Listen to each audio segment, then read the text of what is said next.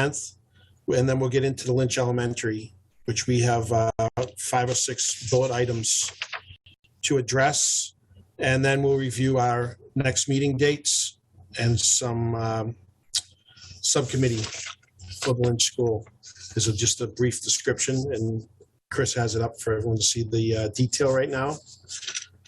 So I think we can get right into meeting minutes for the January 10th. Has everyone had a chance to review and comment back to Dawn? Are we okay to accept them? All right. Any issues? So we'll do a roll call for the January 10th meeting minutes. So motion to approve, and just to remind the committee, those were already submitted in draft form because they had to go in on the 18th as part of the PDP, but just as a draft. I had taken a look at them as well. They look pretty good. So move to approve as presented minutes from January 10th. Chris, and a second? Second. Mark? I will do a roll call. Geetha? Aye. Todd? Aye. Brian? Colleen? Aye. Frank? Aye. John? Aye. Lisa? Aye. That's it. So passed. All in favor.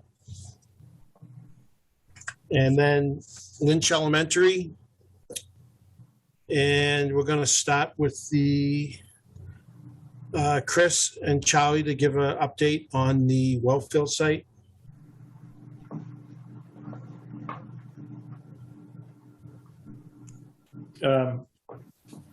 Chris Nixon, you may be muted. Yeah, Jay, are we doing the website update after that? Forgive me, I don't have the agenda right in front of me.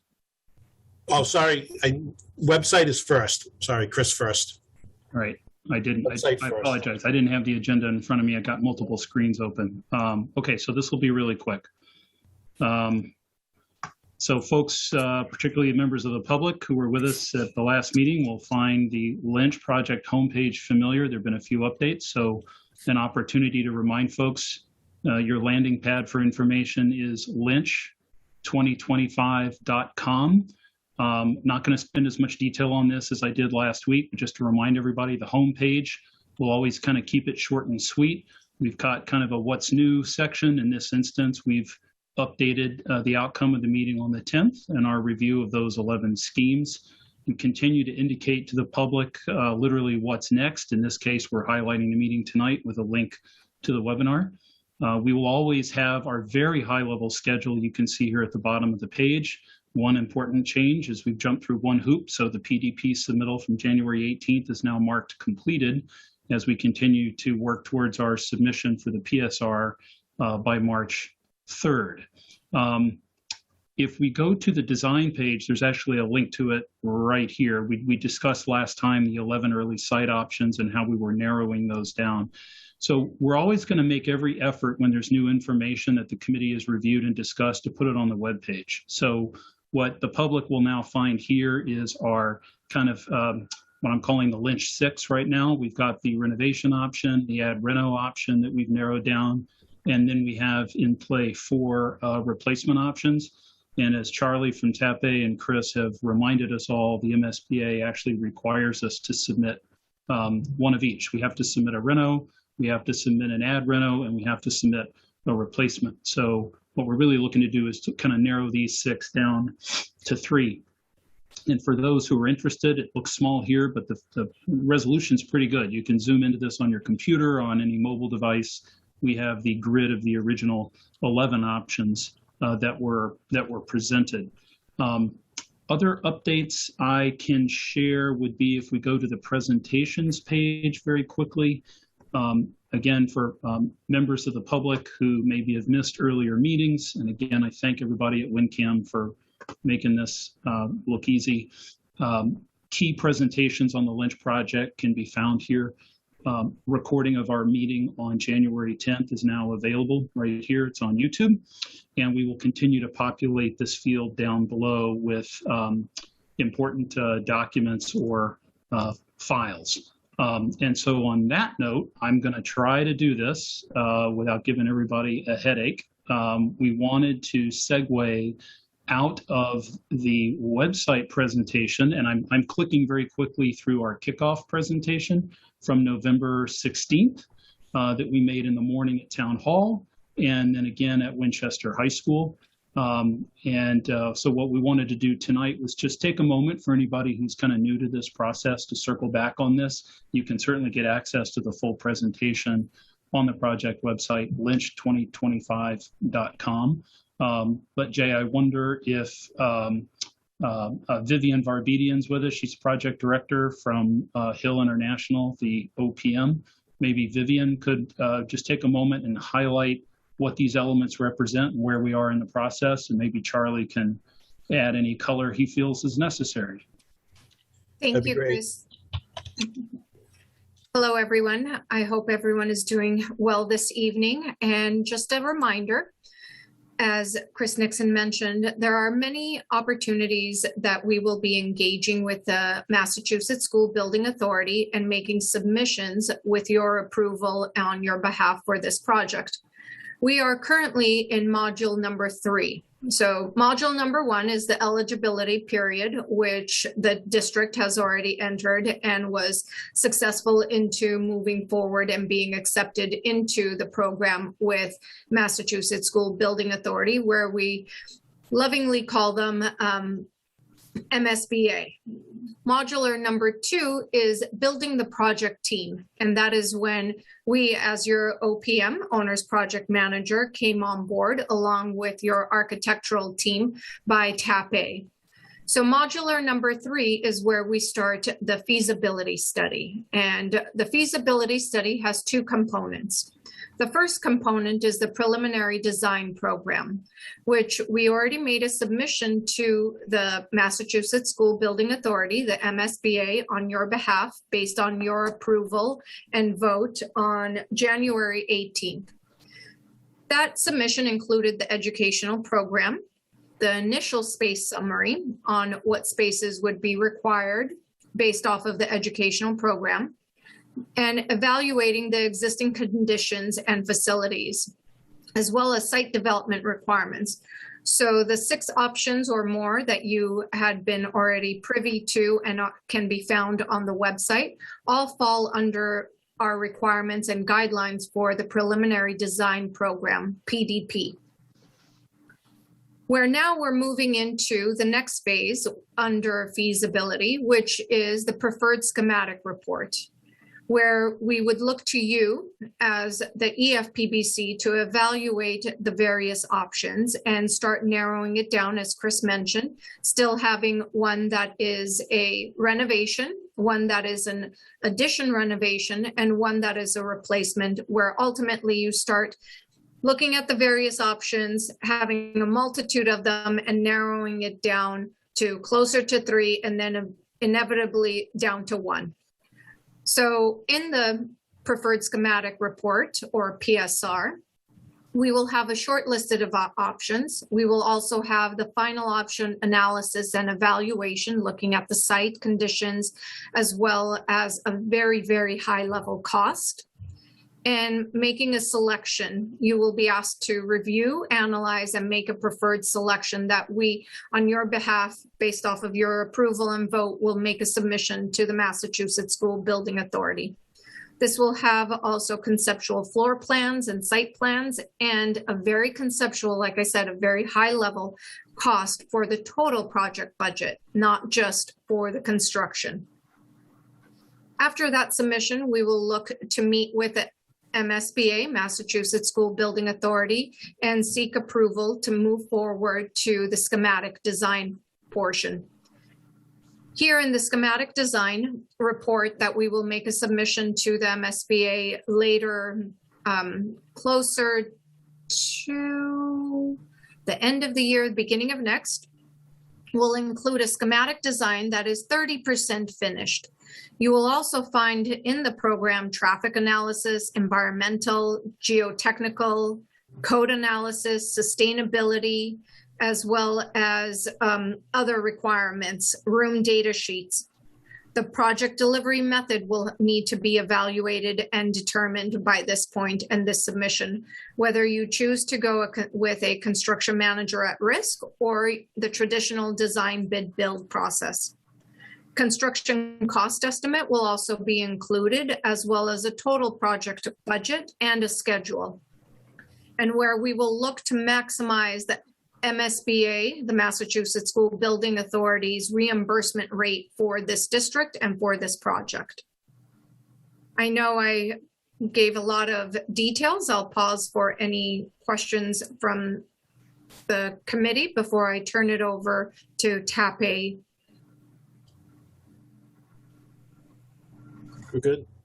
Seeing none. Charlie, if you'd like to walk us through what was included as part of.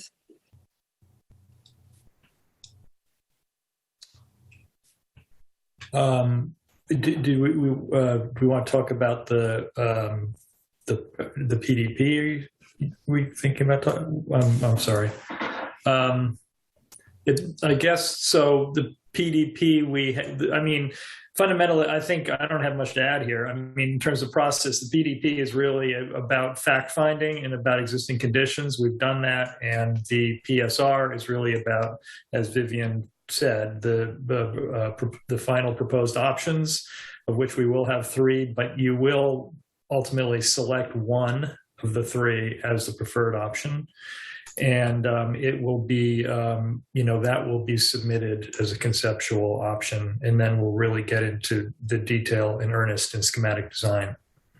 Based off of the agenda items, next, I believe on the agenda for the Lynch Elementary School is the Wellfield parcel and a status update, Correct. as well as then moving into the visioning sessions and high-level highlights outcome of what the visioning sessions produced.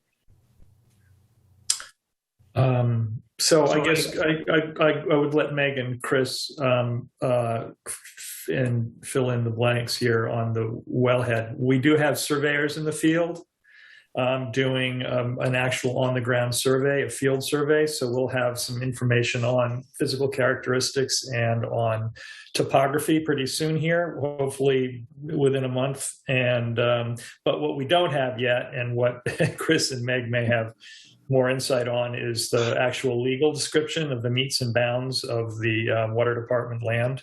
So that's the next big challenge, because we want to get that ultimately. But we will soon at least have an on-the-ground survey complete of that area.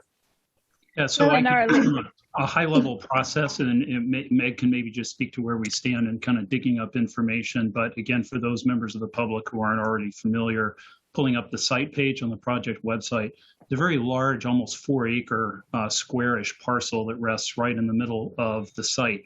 This is not does not belong to the school department, and is increasingly proving to be kind of essential in some of the options that the EFPBC is carefully considering. It's been made clear to the EFPBC that any preferred option that should rely on some portion of this parcel is not going to be voted by the MSBA until and unless that land falls under the control of the district. Currently, it's under the control of the select board. So the EFPBC back in December, I think it was, actually voted. They requested the school committee to consider a land transfer and to initiate that process with the select board. School committee met, discussed it with the superintendent, and we have actually voted to move that process forward and make that formal request. So select board is aware of it, management is aware of it. There is going to be a select board meeting on Monday, February 7th. We do have an EFPBC meeting that night, but we're apart here a little bit in terms of time. We start at 6, they start at 7:30. February 7th will be an update meeting to the select board on the Lynch project. And included in that meeting will be a conversation about a transfer of the parcel. We envision that this is going to require a joint meeting between the select board and the school committee. The board needs to sort of vote to give it to the school committee, and the school committee needs to vote to accept it. But then ultimately it gets perfected, if you will, at spring town meeting. Town meeting has to actually formalize that transfer. Therefore, this becomes a critical path item. As our town meeting members are well aware, the warrant goes out well ahead of town meeting. So we're going to be busily kind of figuring out what we can put together in the form of an article for the warrant in February, I presume, early March for Springtown meeting action. This is important because while we may submit a preferred option to the MSBA in March, without that land really being ours yet, that's okay. The issue is the board can't vote until the land has been transferred. So this is why Springtown meeting becomes critical path. With a project funding agreement voted by the MSBA, subsequently, the plan is to come back to fall town meeting to actually approve the project and then a debt exclusion override in January. And by that point, as Vivian and Charlie have said, we'll know much more about what this project looks like, what it costs, and how we will be building it. So that's kind of high level stuff. I don't know if Meg has any detail she can add in terms of the grind on the ground, pulling this information together. Just that our legal team is still doing a title search, and the records are quite old, so they're in the archives at the Registry of Deeds. So it's taking some time to get them, but they're working on it. And every week they say we're going to have them, and I think it's just getting the people at the registry to actually get that work done. But we hope to have that information soon, hopefully by February 7th, so that all that information can be made available to both the school committee and the select board at that meeting. I have a question, Chris. Charlie just mentioned the crew is out there doing surveying, and I was just wondering whether you could bring that figure that you had up there, Chris, and just wanted to ask a question, if that helps. The chain link fence at the Lynch School, and is it possible, Chris, that you can bring I'm just, give me you can keep talking, just give me like 5 seconds. Yeah. So my basically question is, obviously the surveyors are out there doing the survey. So I guess the chain link fence, that's between the parking lot and the field. So my question is, what extent the surveys are covering? So if you look over the chain link fence towards the trees, the grades drop down almost over 20 feet. So to the visual eye, so just wondering, the survey work that's being done in a gross sense with the mouse kind of show us what area that they're covering, just trying to get an idea so that it would lead to a follow-up of the options discussion that we have. I know last time we mentioned about there's a 5 feet drop in the grade, that perhaps maybe, let's say the north side is the field, ball field, south side is the existing Lynch School, and let's say west side is Pond Street, and east is Pond Brook Road.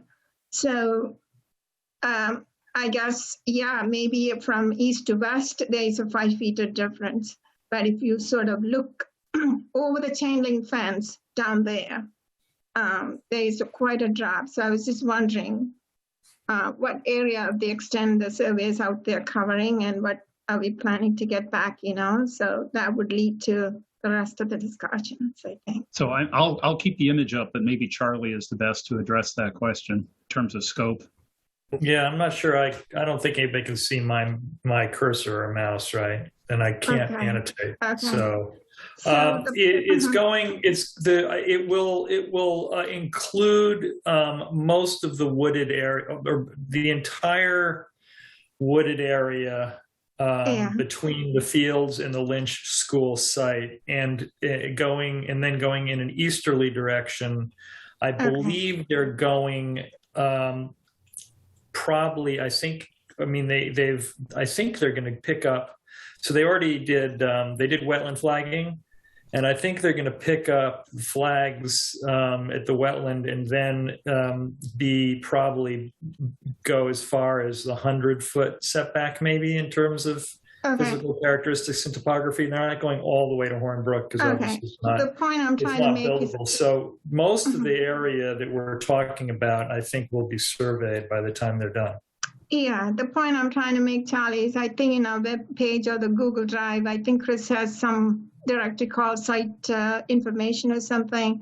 And I did find that was pre-construction grade before the Lynch School, I believe 1958 or something.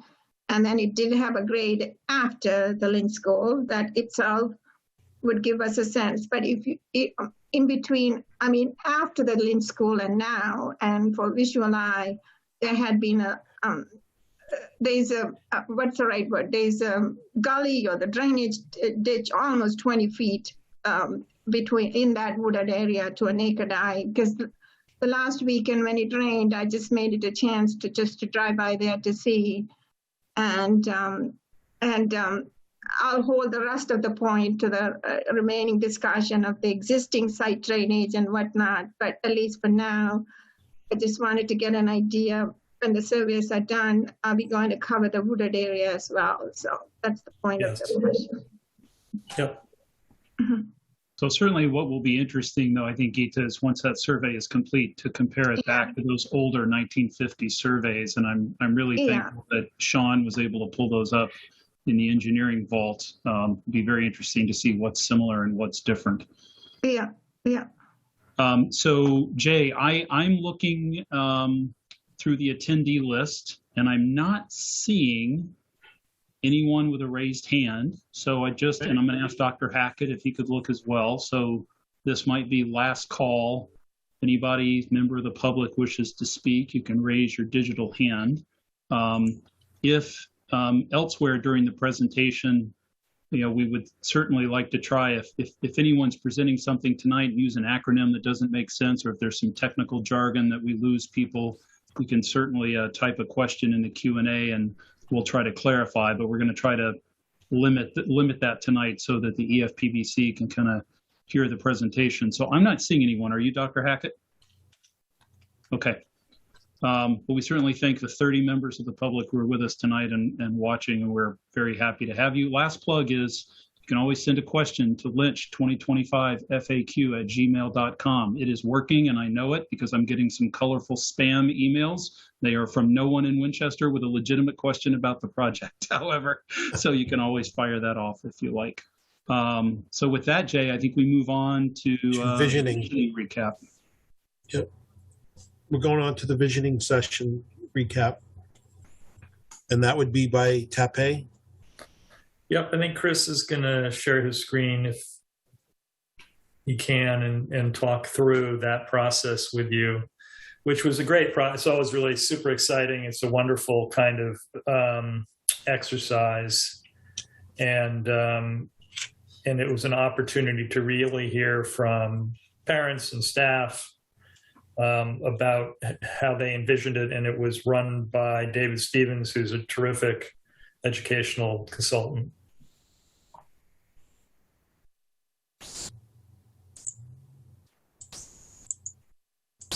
All right, You're good, there we go. Chris? Yeah, okay. Can you hear me?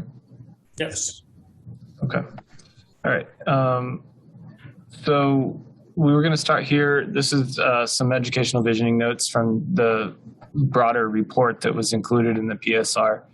But just as a refresher, it was several days of work and notes and culminated in this report that kind of drives the educational vision, which helps inform Dr. Hackett's educational program, or the district's educational program, that I'm sure had lots of input from multiple sources. So these are just some of the big picture highlights from our perspective. The guiding principles that come out of that, which sort of start to make their way into the design over time, and then the 21st century design patterns, all of which really kind of help us think through how the school should be situated. So a lot of these, some of them are not necessarily architectural in the nature of what they're saying, but they do influence how architecture shapes out. So we like to keep track of all of that. Over on the right are some word clouds that,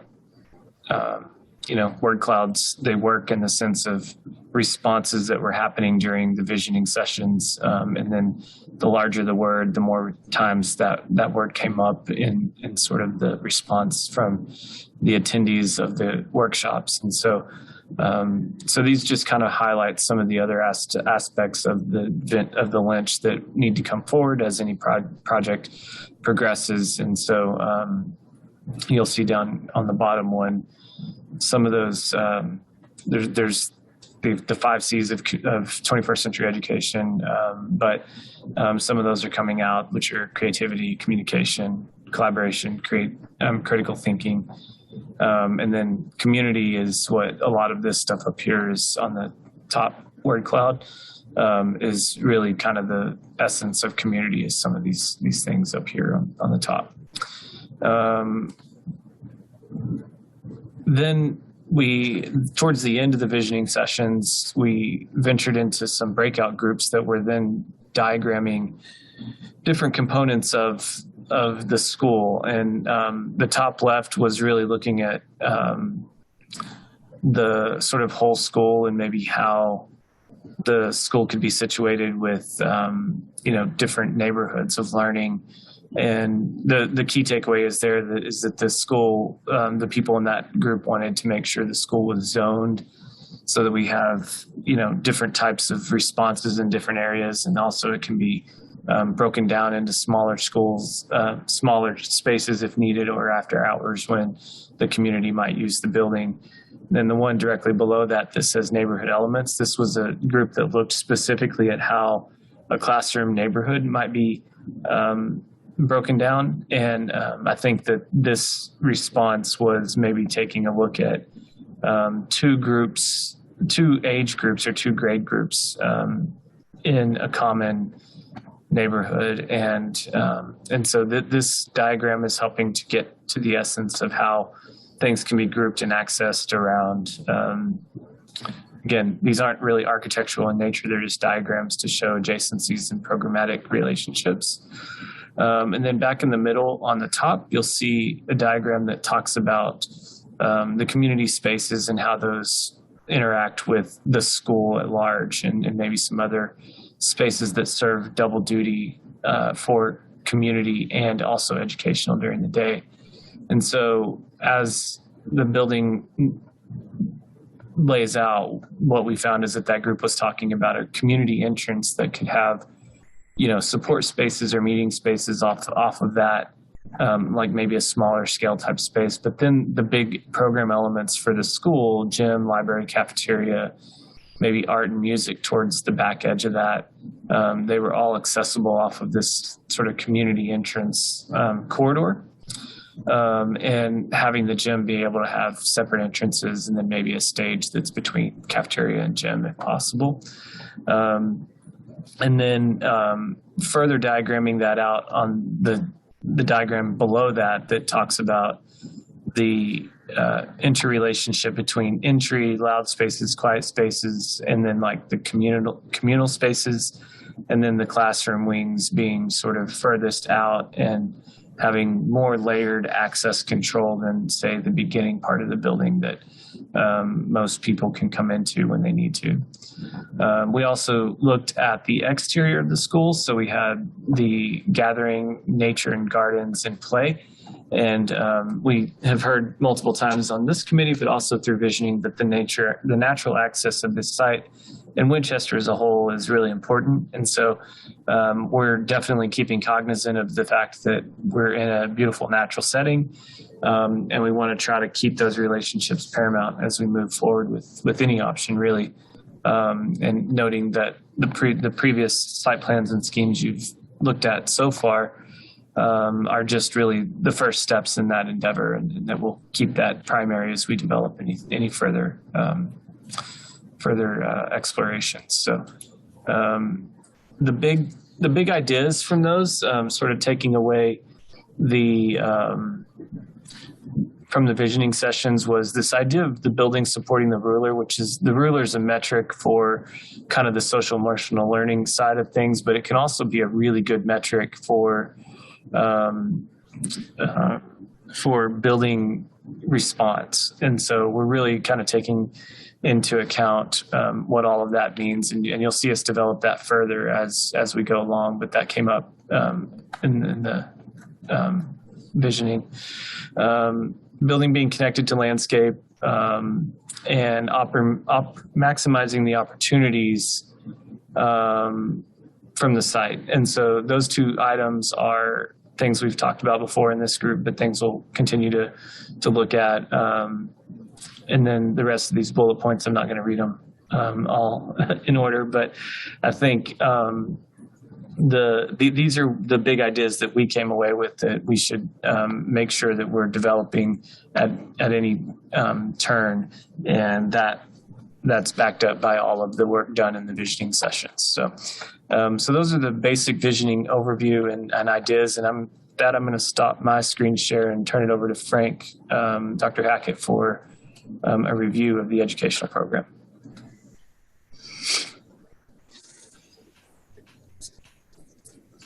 Probably don't need to see my email.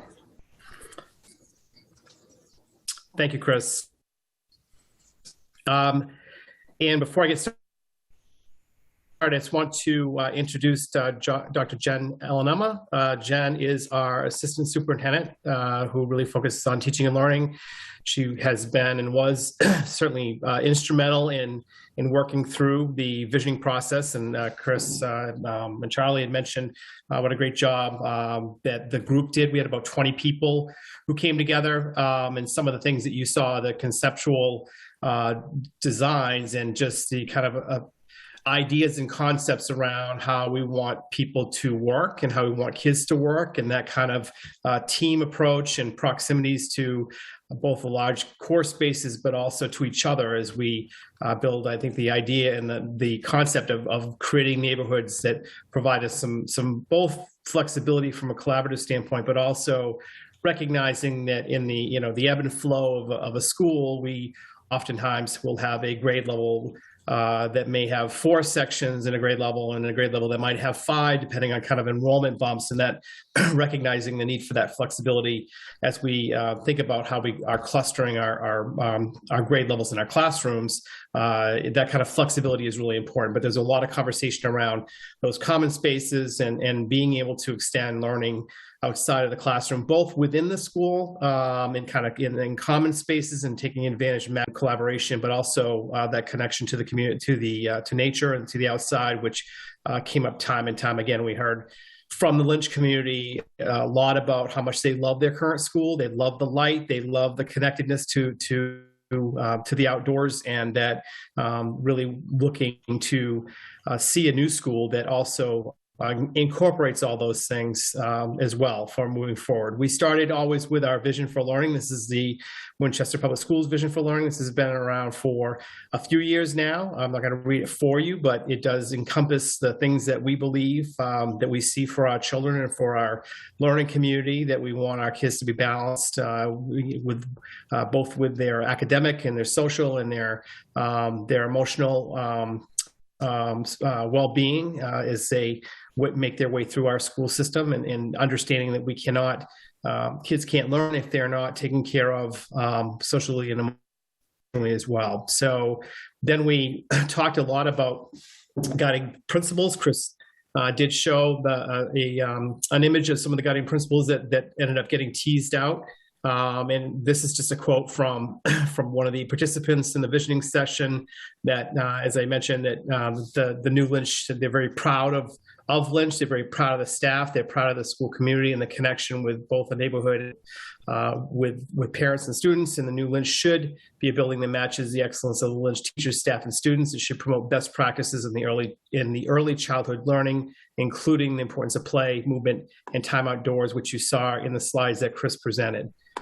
With that, we also talked about our grade configurations as it stands right now. And what we are discussing with the MSBA is we'd be looking to have 6 preschool classrooms. We currently have 6. We have 4 that are currently at Parkhurst.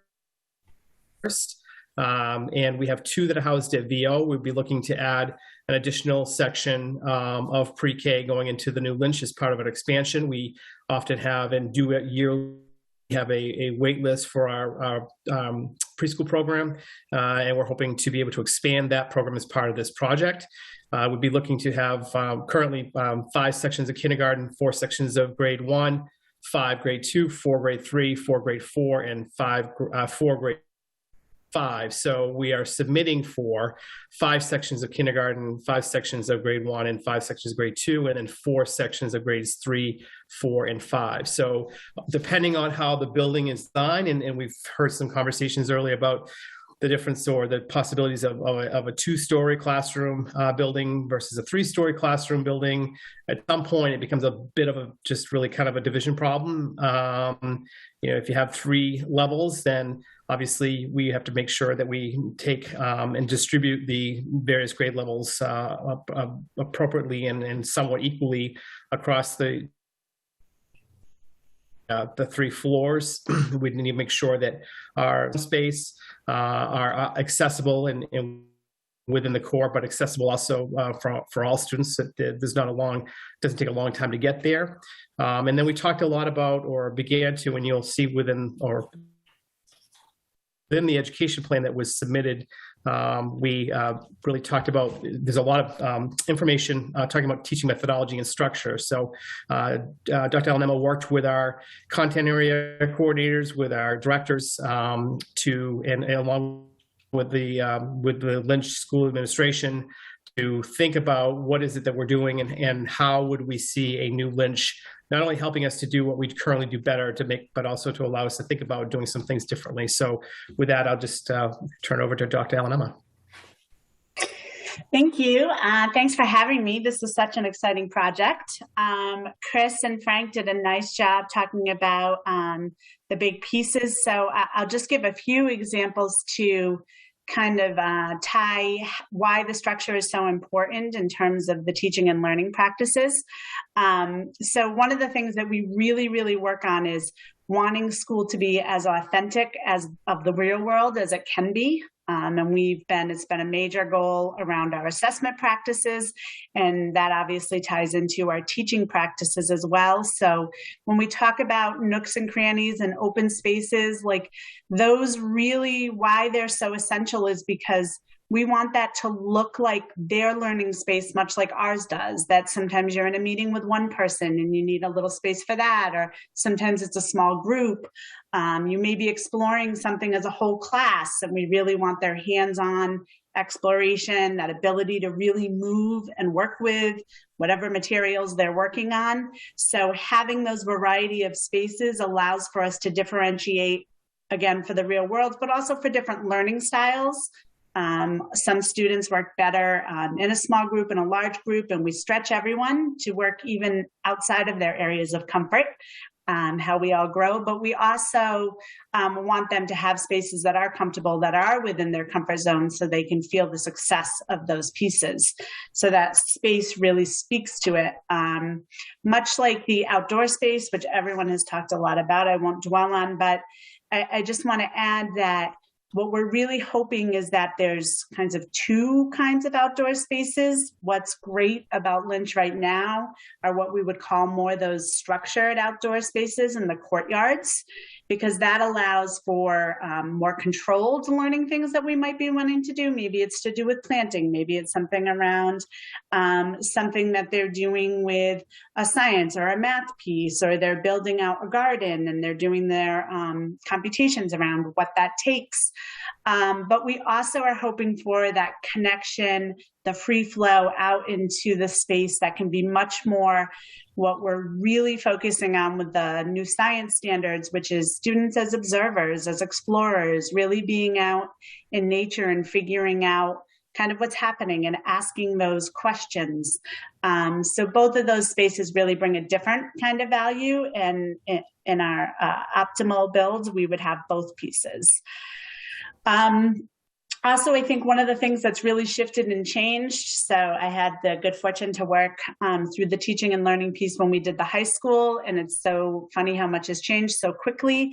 So always really thinking about how can we have the flexibility with both the classroom space and those larger spaces to serve multiple purposes now, but also in the future that we don't know what will bring. In the high school, we said we need to have X number of labs around technology. Well, our goal now with most technology is that it's embedded and seamless, and it's just a tool everywhere that they pick that tool up when they need it and they set it down when they don't, rather than a place where they go to experience technology.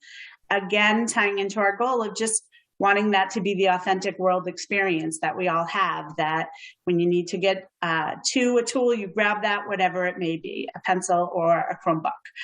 And the other thing is really, as we talked about those neighborhoods, that idea of having students collaborate with other beyond even their classroom walls. So much like thinking of their classroom as a community, a family, or maybe a company out there in the world. The idea is your company is going to interface with others, and having them have this ability to move within those spaces in a way that is both safe and meaningful to their learning experience.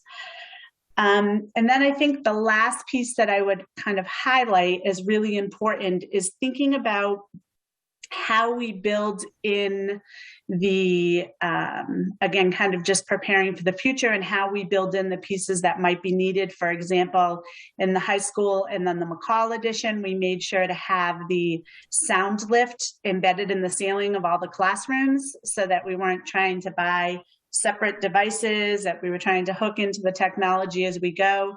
So some of those things that are so important to think about in the design process, that really, if you've ever been in a classroom, listening to a teacher speak through the sound lift system versus just a regular classroom that does not have that, it is it's like a whole different world. And that is great, not only for our students that have auditory issues, but it is so much clearer and easier to follow for all students, and frankly for myself when I'm in there observing. So I think thinking about those pieces that we can build right in that really make an impact on the learning piece is what the community of teachers is really excited in being involved in planning as we go forward.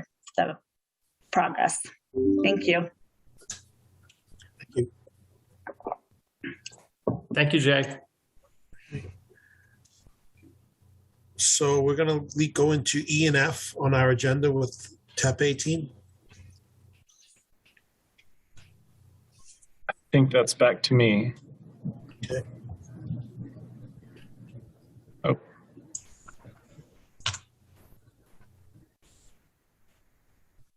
Can I share? Is that okay? Yeah, you should be able to share, Chris. Okay. Okay.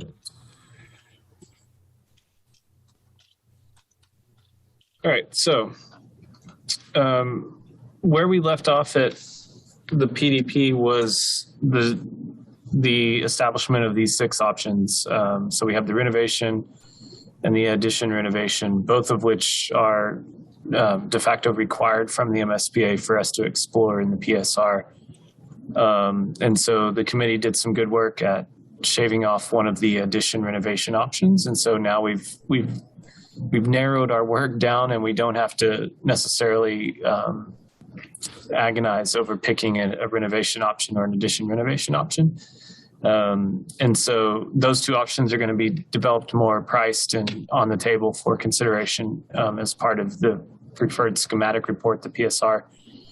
But we do have work to do in the sense that we've got 4 replacement options that we need to narrow down to a preferred schematic option that will be further explored and completed as part of the PSR report to the state, to the MSBA. And so of those 4 options, the N2 replacement, the N4 replacement, the N5 replacement, and the N6 replacement, we had some things to talk about relative to the educational side of those. So you just heard us talk through the visioning and the educational programming and the key aspects of education. So we wanted to layer in the next component, which is the education, to help you in sort of conversation around how the education plays out for each of these options. And that's really the goal for tonight, is to focus the conversation around the education. We've had previous meetings on site and all the other things and phasing and all of that stuff. So so to further that conversation, the N2 replacement scheme is this option, and the big driver here was the concept of having pre-K and K on the first floor, 1 and 2, grades 1 and 2 on the second floor, and then grades 3, 4, and 5 on the upper floor. The thinking here is that pre-K is the biggest block of classes that we have, in that there's 7 rooms for that. And then kindergarten, which has 5. And those two programmatically are similar in developmental stages. And then 1 and 2 also have 5 classrooms, as Frank had mentioned earlier.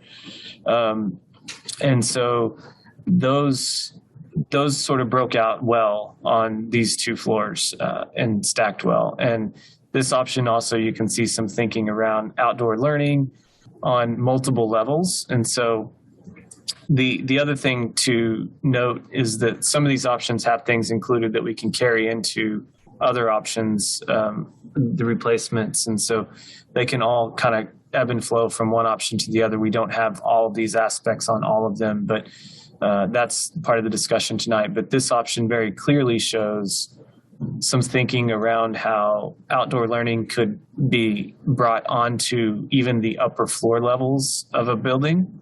So if it's a 3-story building, admittedly, the 2nd and 3rd floors don't have as good of access to the natural environment as the 1st floor. And so we want to try to create opportunities within the architecture that create outdoor learning spaces on roof levels or outdoor garden type spaces. And that also helps environmentally with green roofs and things like that. So it has a double duty effect, and this option shows some of those outlined here, but the big takeaway is the grade configuration, and you're seeing tonight some more advanced thinking on 2nd floor, 3rd floor concepts to couple with the 1st floors that you saw last time. So that's the N2. The N4 replacement, which has always been a 2-story school, is here, and that would be replaced on top of the existing location for the Lynch school. The thinking on grade configuration here is that it would primarily be broken up into pre-K through 2 on the 1st floor, and those are the rooms that those are the grades that all have the 5 classrooms, so 5 classroom spaces on the 1st floor. And then the upper floor having the 4 classroom spaces, which is 3rd, 4th, and 5th. And that kind of breaks itself out nice and evenly along that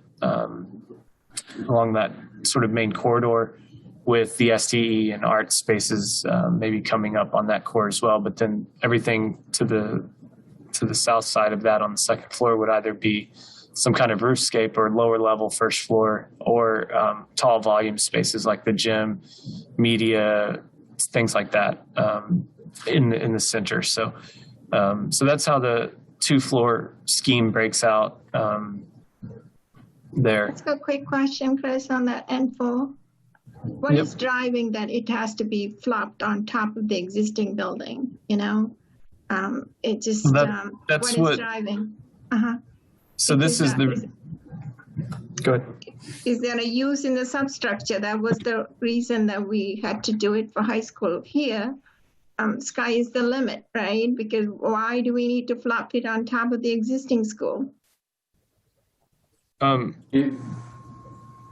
the short answer is that there would be no reuse of structure on this one. The response to this was that there were, if you remember, there were actually 3 other ways that this exact same scheme were displayed on the site, and they were in places that are not on top of the existing school, and they were found to be less advantageous than an option that just replaced on top of the existing location, and those were previously discarded in other conversations with the building committee.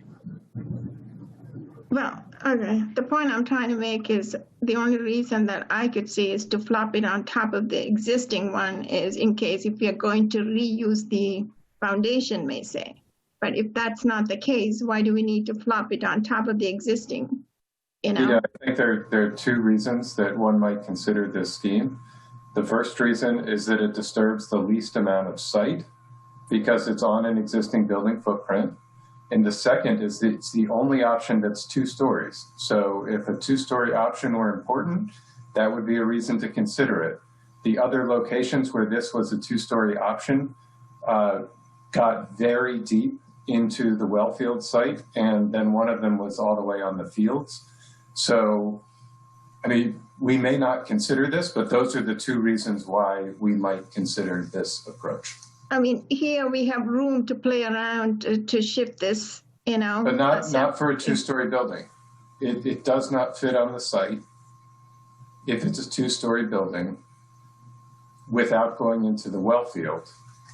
No, the well field line is the dash line right there, you know. It's so there's room to play here. So I think unless there's a valid reason we are reusing the existing foundation, there's no reason that we need to flop it on top of the existing building. That's all I'm trying to make a point here. Yeah, I think there actually is a benefit, Gita. So I just want to make sure that we're all clear on what the potential benefit is. It's possible that there are cost savings to demolishing the existing building and excavating in place and building a new structure in a hole that you've already dug. That would be a reason to build it on the site without using any of the existing structure. You may not like that. You may not care about a two-story building versus a three-story building.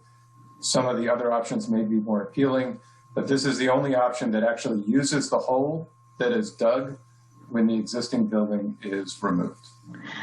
When we have the existing grades in front of us, we can talk more, but you know, considering this is just a shallow foundation, it's nothing more than that.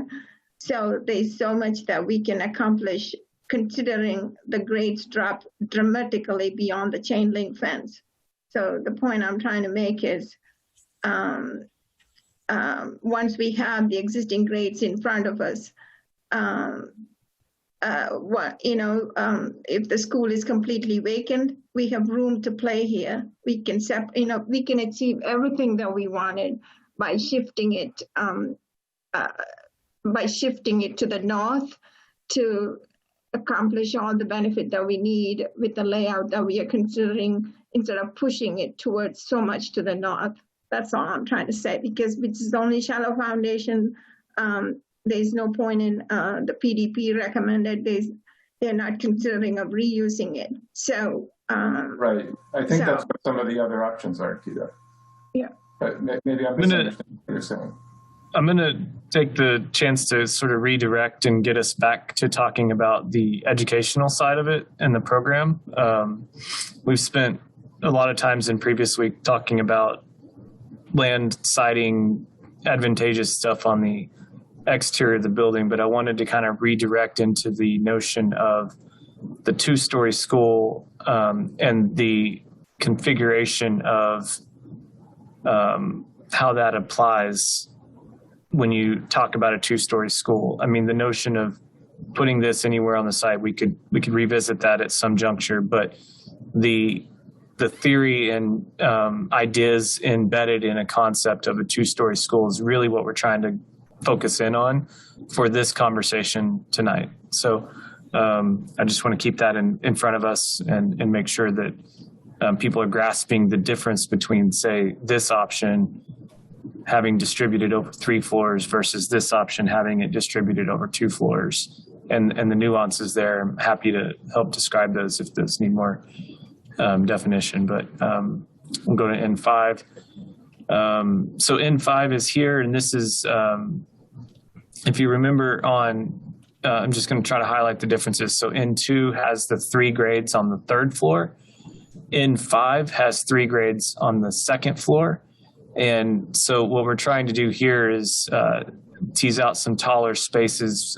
You can see those on the 2nd floor with the X's through them, and making a connection to sort of a media center put vertically centered in the building, so on the middle floor. And that would also be a 2-story space, but only accessible from the 2nd floor. And then the 4th and 5th grade being on the upper floor. And those are the two grades on the highest floor. So this is a concept of saying we're going to group 1st and 2nd and 3rd versus the previous concept that was grouping 3rd, 4th, and 5th. And so you end up with a larger floor plate in the middle of the building, which is vertically centered when you talk about the circulation there. And then N6 is a scheme that puts the 3 grades on the 1st floor. which ends up being pre-K, K, and 1. And then we're grouping second and third on the second floor. And here you can also see that we didn't need some of the space above the pre-K 1 first floor. So I was presuming that maybe we could figure out a way to have some green space up there for play and learning and have that accessible to the students.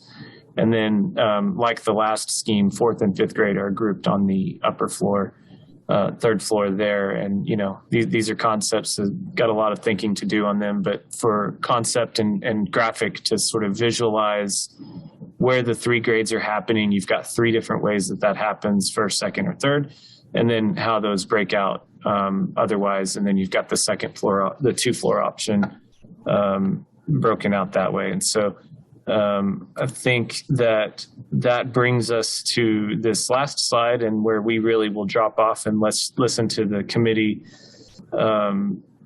dialogue about the educational benefits of these and pros and cons of each. And if there are any questions or details that I can answer or go into more depth about educationally speaking for tonight, we're happy to do that. So with that, I'll pause and let the committee have your discussion. Mark, do you want to lead off? Yeah, I'd love to ask Drs. Hackett and Ellen Emma what, 2 questions. The first is the relative benefit of a 2-story school versus a 3-story school, one way or another. And then the second question is, if it's a 3-story school, do you see any specific benefit in the exact groupings of which floor has the 3rd grade and how the grade groupings are organized into learning communities? Great question, Mark. Jen, I'm actually going to let you take a crack at this, and I've got a couple. Do you want me to stop sharing so you can see each other, or keep sharing? How would you like this? I don't think she wants to see me. She sees me all day long. If you need me to stop sharing, just say so. It hasn't gotten any better, Jen, this morning. You can't just distract with these pictures. That's not enough, you know? Can I just remind the committee, if you go in the upper right and you click the view button, you've got a lot of options there, so you can both see what Chris Blesson has up and you can see everybody on the committee if you'd like. You can maximize and minimize. Sure, I'm happy to. Oh, sorry, go ahead, Colleen. No, I was just going to say it might be helpful in the background to have the way that the program broke out between each. Maybe we can have that. I think it's actually written on these. Yeah, right. The intent of here. this slide is it gives you the summary of each of them.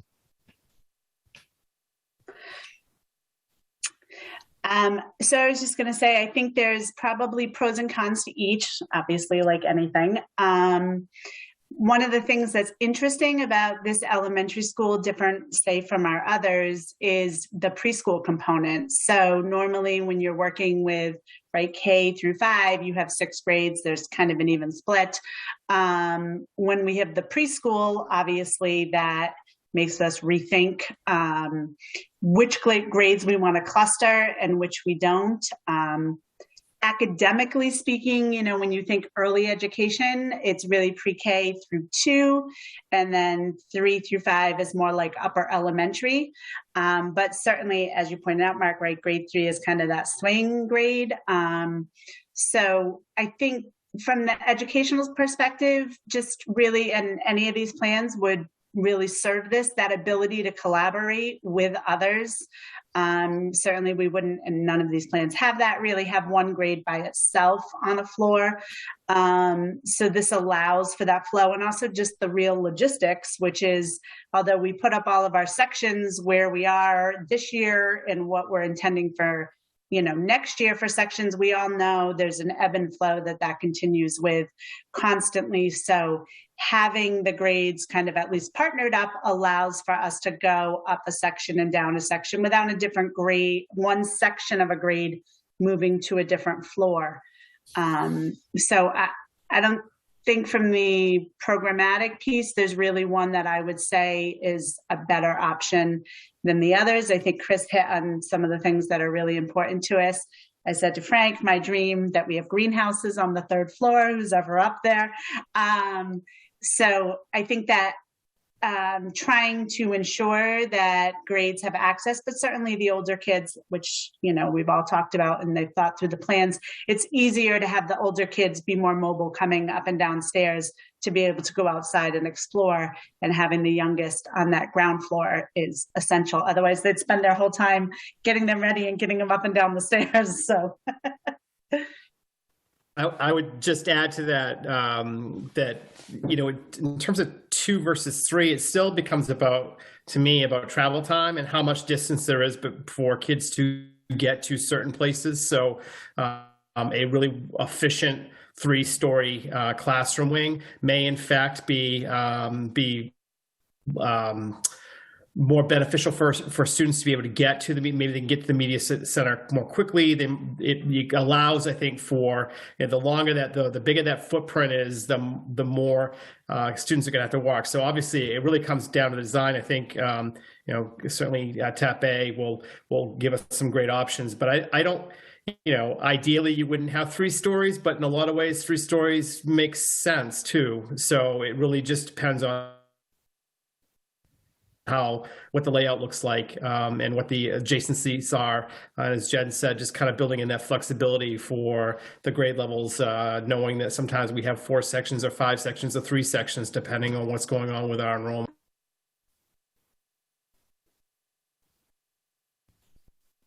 Thank you both. Mark, does that answer your question? Jay, can I follow up? And I have a follow-up to this, Don. Thanks. Go ahead, Chris. Oh, sorry, I didn't see. No, go ahead. I didn't put my hand up. Go ahead. I wanted to, I thought Mark had a great lead-off question. I'm going to ask it in a little more focused way of Frank and Jen. And so I'm wearing both hats here. So now I'm going to wear a school committee hat and sort of acknowledge that over time we have enrollment swings. We have enrollment growth, enrollment shrinks, and it's certainly helpful in our schools when certain classroom spaces are sort of interchangeable, right, from one grade to another. So functionally, a kindergarten classroom is very different than grade 1 through 5. It's larger by program, typically has a dedicated bathroom. It's a different animal, and the same can be said for pre-K. So in my mind, I think of pre-K and kindergarten classrooms as being more of the same thing architecturally than, let's say, grades 1 through 5. And what kind of intrigues me then about option N5 there at the middle of the bottom row is it's one in which on the first level we have pre-K and K, and I'm imagining 3, 4, 5 years after the building opens, depending upon demand for pre-K and K, some flexibility there that we would always have when pre-K is adjacent to K. But then we go up a floor, and instead of 2 grade levels, we actually have 3. And architecturally, and Charlie and Chris will have to correct me if I'm wrong, I mean, there's really no difference, right, between grades 1, grades 2, grades 3. And that's interesting to me because that suggests more classrooms that can afford some flexibility should there be swings in enrollment across 2 grade levels. And I don't see quite that flexibility. We move to the right because the middle floor is, of course, just, it's 2 grades, grades 2 and 3. So I wondered if either first of all, I'll let Charlie say if I've got that right or wrong, but if I've got it about right, I'm just curious what Dr. Hackett and Dr. Ellen Emma might think about that, kind of comparing and contrasting those 2 options, thinking about long-term shifts in enrollment.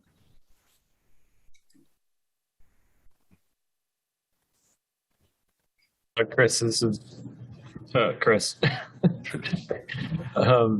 I think I would generally agree. So the pre-K and K rooms are different size and very specialized, really, in their response. So architecturally speaking, I think that's what you were saying for those rooms. And so when you group first K with pre-K and K, you really only end up with the 5 rooms dedicated for first grade that are flexible, and then you end up with the 5 for second grade on the second floor. So speaking to N6.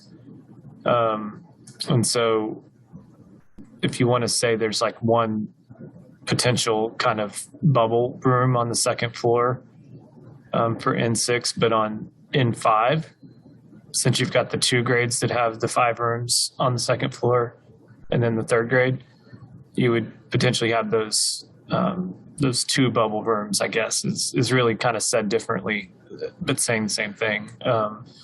And then likewise, the third, the N2 replacement option, grades 3 through 5 are all 4 classroom sections, 4 section grades is what I'm trying to say. So that's 3 through 5. And so the third level really doesn't have any bubble space built into it on that one. But you do have, I guess, some bubble space on the second floor of that one, given that those 2 classrooms are, those 2 grades have the 5 classrooms. But yes, I would say grouping does make a difference in that scenario. That for most flexibility, you probably want to have your groupings not in pre-K and K. You keep those together if at all possible, and then have the differentiator being, are you grouping 1 through 3 or 3 through 5? I appreciate that, Chris, and I apologize. I should have said at the outside. In my mind, I'm already sort of discounting N2, and I want to just say I appreciate how hard how you and Charlie and the team were working to come up with a replacement option that stayed within the confines of the site we have. And I think that's kind of why the scheme looks the way it does. And I hope, Jay, I mean, maybe not right this moment, but maybe we circle back to it tonight. I think that, given the interest that this committee has in the Wellfield site, the support that the school committee and superintendent have towards having it, and that, management understands this, seems to be supportive. I don't see much risk. It's just a matter of pulling it together, for town meeting. So I appreciate the pains that were taken on N2, but I'm inclined to discount it given the support we seem to have in town, and I'm much more interested. Leaving N4 out for a moment, when I look at a 3-story building, I'm much more interested in N5 and N6 for all the reasons we've already said. I mean, we're still going to need swing space, but just being able to move the building into that parcel somewhat is going to minimize that need a bit. So I should have clarified that, but I appreciate your remarks on level 3 on N2. Can I just ask, do Frank or Jen have any thoughts though about the flexibility of N5 versus N6, just seeing we've got the opportunity for 3 grade levels on 1 floor? It's a good question. I don't really know. I mean, I definitely agree with N2 and all the comments that have been made on N2. From a practical standpoint, I don't know that there's much difference between N5 and N6, just from a daily operation, educational standpoint. Jen, what do you think? No, and it's interesting too, because like we were talking about, even with the technology or changes, right? What if we decide to go back to looking at possible multi-grade classrooms and all of those things? So, under our current configuration, all these things really matter, but, may matter less if we try to do other configurations. So I feel N5 or N6, either one really works for what we currently have. I think if we're given the 5 classrooms at grades 1 and 2, then I don't think there is a difference. If we're not able to get 5 classrooms at, say, grade 2, for example, if the MSBA doesn't allow for that, then I would see it differently. Well, I think Chris was maybe trying to articulate the idea of bubble classrooms if you consider grades 1 and 2 with 5 classrooms each as being the bubble classroom grades. That if there's any chance of deploying classrooms to different grades because you have a year where you have a problem, then those 2 grades that have the 5 classrooms are the ones that you would have the opportunity to use. And it is possible that it does make some sense to get those 2 grades into the middle of the building if this building is being vertically zoned. And what N5 does is it puts 1 and 2 on the middle floor. as opposed to putting one on the lower floor and having it more isolated, where really fundamentally, so if you put it on the middle floor, you can say, well, we got a problem at 5th grade. We're going to have one classroom drop down to the middle floor. Oh, we have a problem with 4th grade. We'll have one classroom drop down a floor. Or if we have a problem at 1 through 3, we have available. So if you think of it that way as a section, it may make sense to put our they're not extra classrooms. They're based on your need for them, based on school committee policy for how many students per classroom. So I'm not saying they're extra is completely the wrong nomenclature. But if there is any chance of flexibility around extra classrooms, it's going to be those 2 grades with a 5th classroom each. So from that perspective, there may be something worth pondering with putting the and the other issue is if we have this as you mentioned earlier, if we have this, it's not as easy as 2 grades per floor anymore because we have pre-K. But if we're going to have an extra grade, maybe you want to put it in the middle as well. So it's worth considering that. Thank you. Don, you had a question? Yeah, I just would like to point out that it might be a good idea to get some feedback from the Lincoln School principal regarding 2 floors versus a 3-story school building and how well it works at Lincoln. And actually, it's 4 stories I'm not sure if the basement rooms are still being used, but back when we were arguing over whether to rebuild Lincoln or build a new school at Mystic, the basement rooms in the Lincoln School had more ambient light coming in through the basement windows than the new school would have had at Mystic School. But I think some good feedback on 2 versus 3 could be obtained from talking to the Lincoln School principal to see what they like or don't like about how it works there. Okay. Plus VO and Ambrose are 3 also. Okay, same thing then. Yeah, so we probably have a few principals we can talk to. And Todd, question? I was wondering, would it be unusual or odd to have a 1st grade in a pre-K or K classroom? This would, if you had more pre-K, K on the N6 option, then on some years you might have 1st graders in a kindergarten classroom.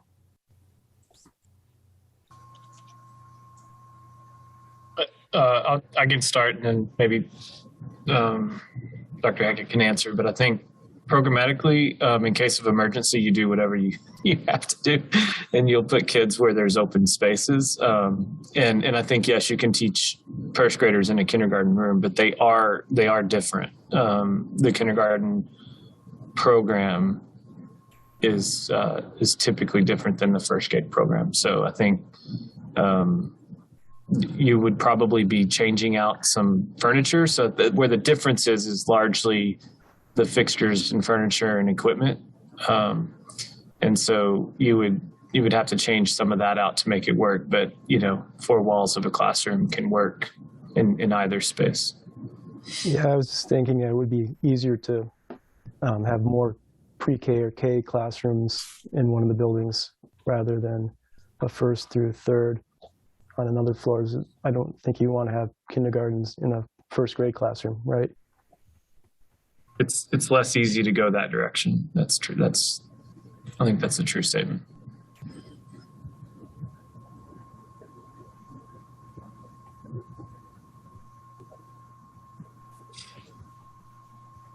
Are there any other questions?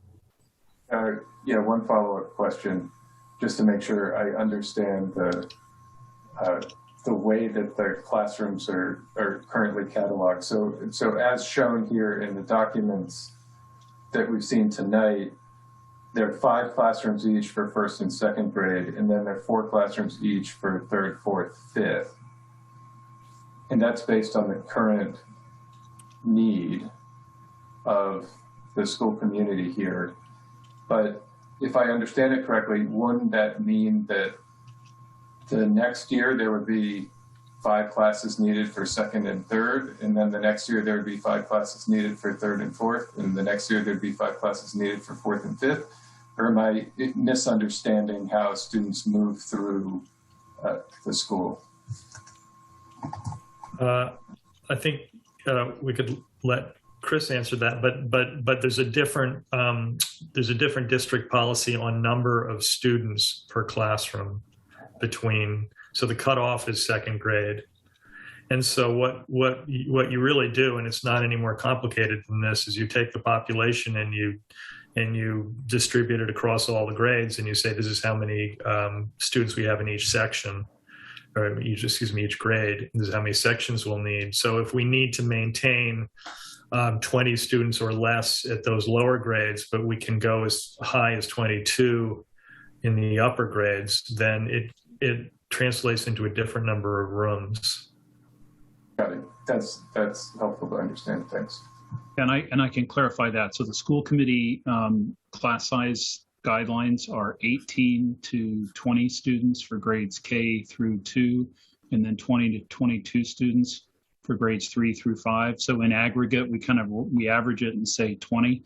In addition to that, though, the school committee has long had this concept of what we call a hot spot, and the upset limit is 10%. So that means on a school by school basis, we appreciate with variations in enrollment that, let's say you have grade 4, you could have 24 kids in a classroom. It's not ideal, but that's under that 10%, because of course 10% of 22 is 2.2, not 2. Traditionally, the school committee, with administration's creativity in the past, has pulled the trigger when we have class size enrollment that exceeds that 10% limit. We create we create space, music room, art room. We do art or music on a cart, and hire a teacher.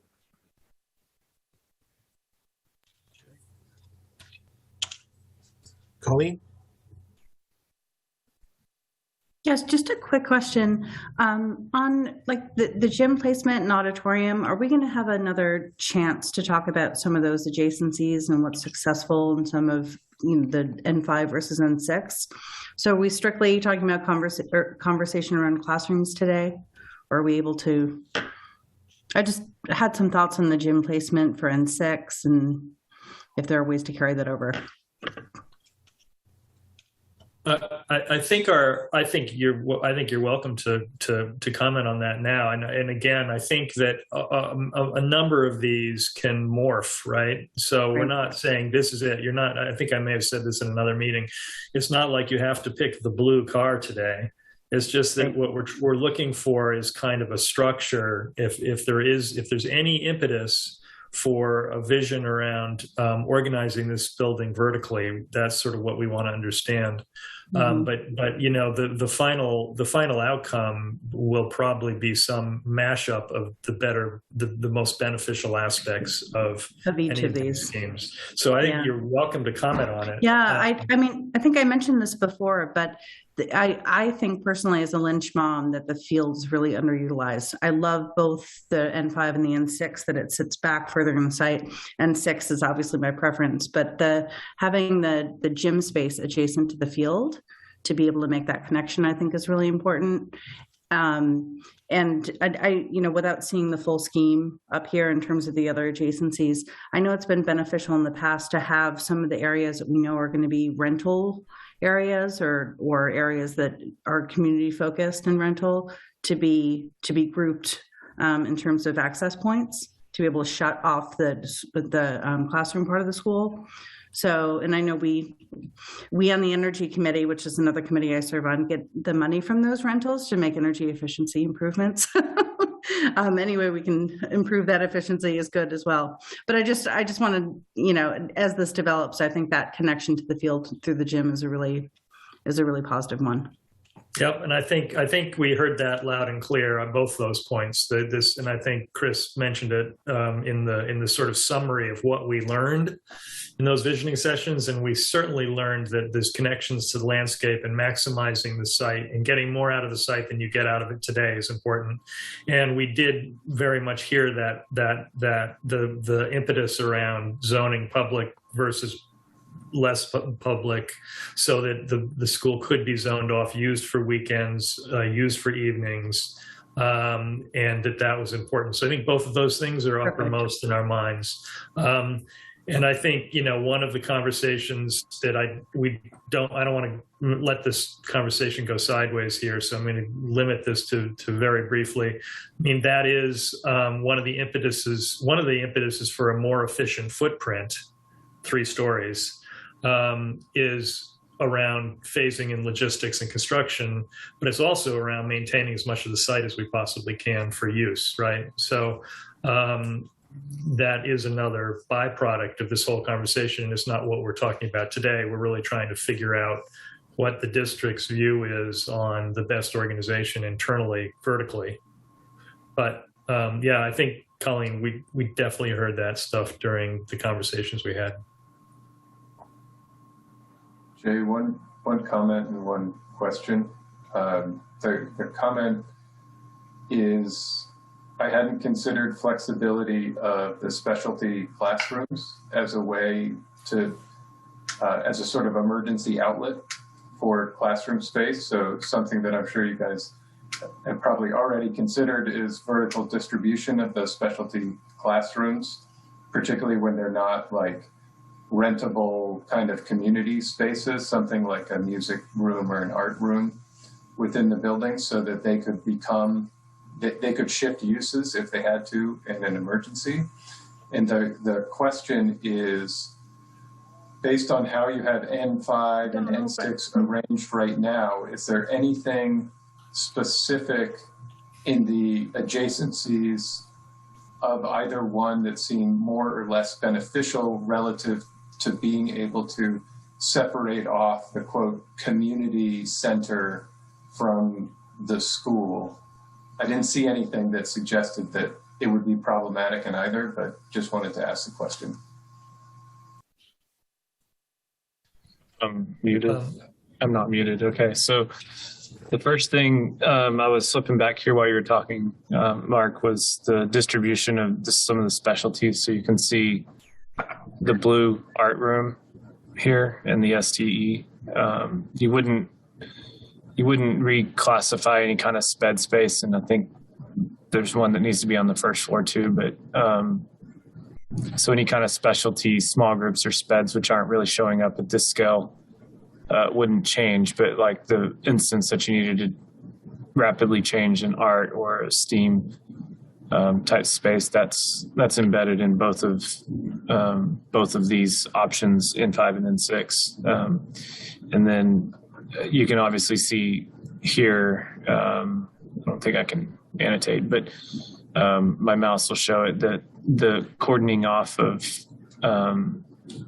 this like larger community kind of block here, having maybe some kind of community entry off this side and then some kind of school entry maybe off the south side for N6. And then you could have just a kind of larger lobby here that connected the gym and the cafeteria and then the stage that kind of cross connects between the two. You could also do the same thing with the media, because a lot of times libraries are spaces that can be used for different things. So we could close off this second floor to make sure that there's proper egress, but the media being on the second floor so that it's vertically distributed, which is what we're talking about. Vertically center in section was another idea that these both are carrying. So sorry, I flipped too fast, but you could do that on both of these, that these sections are sort of inherently lending themselves to some kind of like communal breakout segregation to make sure that you can rent them safely without the rest of the building being open. But then also the art rooms and specialty classes that could become that emergency relief valve. So, and so what we heard in the breakout, what is customary for almost elementary school, so it's not shocking, is that music needs to have an adjacency to the performance space effectively, which is going to be the gym or the cafeteria or both. So that probably ends up on the first floor because of that. And then I think that it does make a whole lot of sense to get some of the other specialty spaces at least into the potentially into the center vertically, because that means kids going up a floor, they're going down a floor, they're in the middle, or they're distributed like this, where we have them on multiple floors. But there aren't that many. I mean, there's art and there's the STEM space, the maker space, project space, and the library are kind of the three. Chris, you had a question? And then Colleen. Unmute. Yeah, thank you. So I want to go back to a comment Colleen made that I really agree. She was just talking about this opportunity to kind of engage the site and engage with the fields. And Charlie in his answer talked about efficiency of footprint. And I was interested to see how the conversation went tonight and what schemes we were dwelling on. So I'm going to try at least at 7:30 to come back to N2 and look for some low-hanging fruit to pluck from these six, and suggest we take it out of consideration. When I look at N2, it's almost an extruded elementary school. And as I said earlier, the TAP A team took great pains to come up with something that was, in response to a well-field parcel that was not ours. But when I look kind of plan west, and I think about how that's, without a doubt, it's right up against the setback. So I'm just thinking about, in a real way, that's almost, that's like blocking certainly visual access to the fields, having an impact on pedestrian access to the fields, which is very much contrary to, for instance, N5. Just look at how that's pulled back, and I'm imagining people entering the site from whether the curb cut stays where it is today or it moves a little bit. There's an openness here to a really special and valuable town amenity on these fields, and both N5 and N6, kind of do that. The more you extrude the plan, I think the less efficient it becomes, both kind of programmatically, but I think even just from an energy management point of view, that this becomes difficult for me to get excited about. And so I wondered, Jay, if what do other committee members think about N2, just given that we seem to be dwelling on the strengths, at least in the 3-story scenario of like an N5 and an N6. I'm not real warm on N2. That's a good point. Colleen, you had a question also? If that works. So I think one of the considerations actually is what, and maybe Mark would have information on this, about what this minimum distance is for us to be able to, realistically keep. And I know that's not exactly all the things that we're talking about, and that maybe that's for consideration in another conversation. But the N6 obviously gives us the most breathing room between, and assuming again that we can stay in the school and create some sort of buffer and boundary. That would be a big factor for my vote, is to have a safe buffer area, and the possibility, not to say that that's written in stone, that we could maintain majority of the population at Lynch. So I don't know what that pace. I think that's a very and I think that's an important point, and it's one of those things that isn't to do with the kind of zoning, but I think N5 could push north as well. So I wouldn't make a decision about N5 versus N6 based on where N5 is, because I think it could migrate upwards as well. I think so. The fundamental difference between these two options is to do with where you're putting that extra grade. If we have an odd number of grades, we don't have an even number of grades, we have an odd number of grades. So is it going on the ground floor? Is it going in the middle floor? Is it going on the top floor? Which is what we're sort of looking for guidance and thoughts on. And I guess, I think we could take that N5 option and we could move it upwards. And the truth be told, Colleen, I'd say that N2, it doesn't offer a good buffer between the school. It's actually very, very tight and constrained. And so the result of moving it north and getting buffer actually becomes pretty much N5. Yeah. So to Chris's point, N2 being something that nobody's really talking about much tonight, I think the strategy is, can we make it one scheme less hard on ourselves and focus on the other ideas relative to theirs. So I think programmatically and otherwise. I That's, I think it don't know, makes talk for sense. Chris. Yeah, I think it makes sense to take N2 off the table for all the Well, reasons if that are I being could discussed. And it's offer- also really extruded in terms of horizontal travel distances. So that's another issue. And as Dr. Hackett said earlier, if we want to limit travel distance and be efficient with a 3-story building, there's no reason to have it 3 stories and really long. The Ethan has only a thing I point. could offer, Chris, is we cannot underestimate how the existing site is draining and how the field is draining. So existing ball field is draining. So that's why I know I'm coming back to the existing grades. Until we have a good handle during the construction period, we need to protect the site. At the same time, we cannot deteriorate the condition how the field is draining. So if the team can think about how the field is draining, perhaps the drainage ditch that's sitting in the middle of the woods is doing some job. With a simple light rain, the field gets flooded. So that's why I'm being pretty cautious. If we take away that that make do sort of a ditch sitting in the wooded area, then we are disturbing how perhaps the field is draining. At the same time, we need to protect the site during the construction. So that's why I'm just coming back to get on top of the things of how the existing grades are and how the existing site is draining. Obviously, there's no stormwater detention pond existing because the school was built in '60.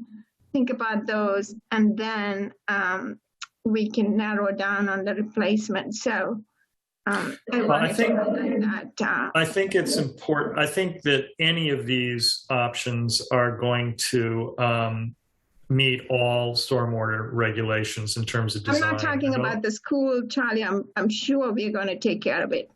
We also need to think about how the existing field is draining. And if we indeed go and take up that sort of the drainage ditch, then we need to make up that, beyond the school. In other words, we need to clearly understand how the field is draining as well. And so that if we encroach into that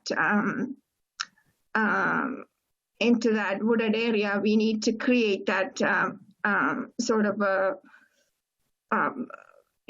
whatever that drainage improvement that we took over, we need to make up for the field. So that's what I'm trying to say. I guess PDP mentioned there's no existing stormwater detention basin. It's just making its way to the brook. But once we have the existing grades completed, light bulbs would turn on. Maybe perhaps the drainage ditch sitting in the wooded area doing the job for both the school and the field. So the point I'm trying to make is during the construction time, we need to have a plan. Maybe we will be inundated with a heavy rain, So that's why I'm just a little cautious. That's all. So Jay, can I just respond to that real quick? Of course. Yeah. So I appreciate that Geeta's bringing this up. I think many committee members have seen the 100-year floodplain map over at Morocco, and they know that the line comes right up to the corner of the school. And many of us have seen the lower level of Morocco under 2 feet of water. So, where a map shows it versus kind of real world is not always the same. So Geeta makes some really good points. What I would suggest, Geeta, is I'm actually comparing and contrasting N2 against N5.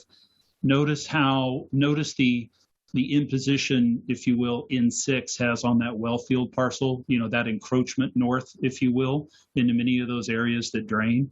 And then I'm looking to the left at N5, and a substantial portion of that building is actually not crossing that well field line. It is up at the higher points on the site. And I've been up there as well, and I agree with you. I think it's up to 20 feet of grade change when you're up there at the traffic circle. Yeah. And so those areas where N5 is shown crossing into the well field, in fact, are quite literally, not figuratively, but literally, like as far away from the brook as possible. And it seems to be in an area where topographically It's almost preferred. In other words, I don't believe we have sort of sheet drainage here into this corner. Topography will tell us that. So I'm really intrigued by N5 for all the reasons we've already talked about, the packaging, the program. I like the fact that it's taking advantage of the wellfield parcel. My point earlier, Gita, was just that with N2, such pains are taking to avoid what's really just an imaginary line. That just happens to be where a property line is. And I think it's having kind of negative consequences on the efficiency of the footprint. I think Charlie said it really well. I mean, it's a 3-story building, but you're still having to travel great distances. I would much prefer, N5 over N2, even if we keep N6 on the table. Yeah, I mean, N2 for other reasons. I don't like it either, but I just wanted to bring these facts. I think that's helpful. But if for whatever reason, if you and other committee members don't like N2, or if the team is sort of recommending we discount N2, we can certainly make some progress tonight in doing that. I would favor it. I think Todd has a question. Yes, Todd. Yeah, I'd prefer, I think, less grades on the top floor, programming-wise. I prefer N5 and N6 over N2 for that reason. And also, I feel like N2 might be the most expensive of the 3-story buildings to construct. Yeah. Dr. Hackett. I'm sorry, Mark. Just a quick follow-up on what Todd just said. I agree with you, Todd. As I think about, that's a lot of kids on the second level in N5. I know we're kind of talking about N2, but just trying to distinguish between, for me in my own head, between N5 and N6. 3 grade levels on that second floor feels like a lot of kids that we would be on that floor and that we'd be bringing down to presumably the first floor for the core spaces.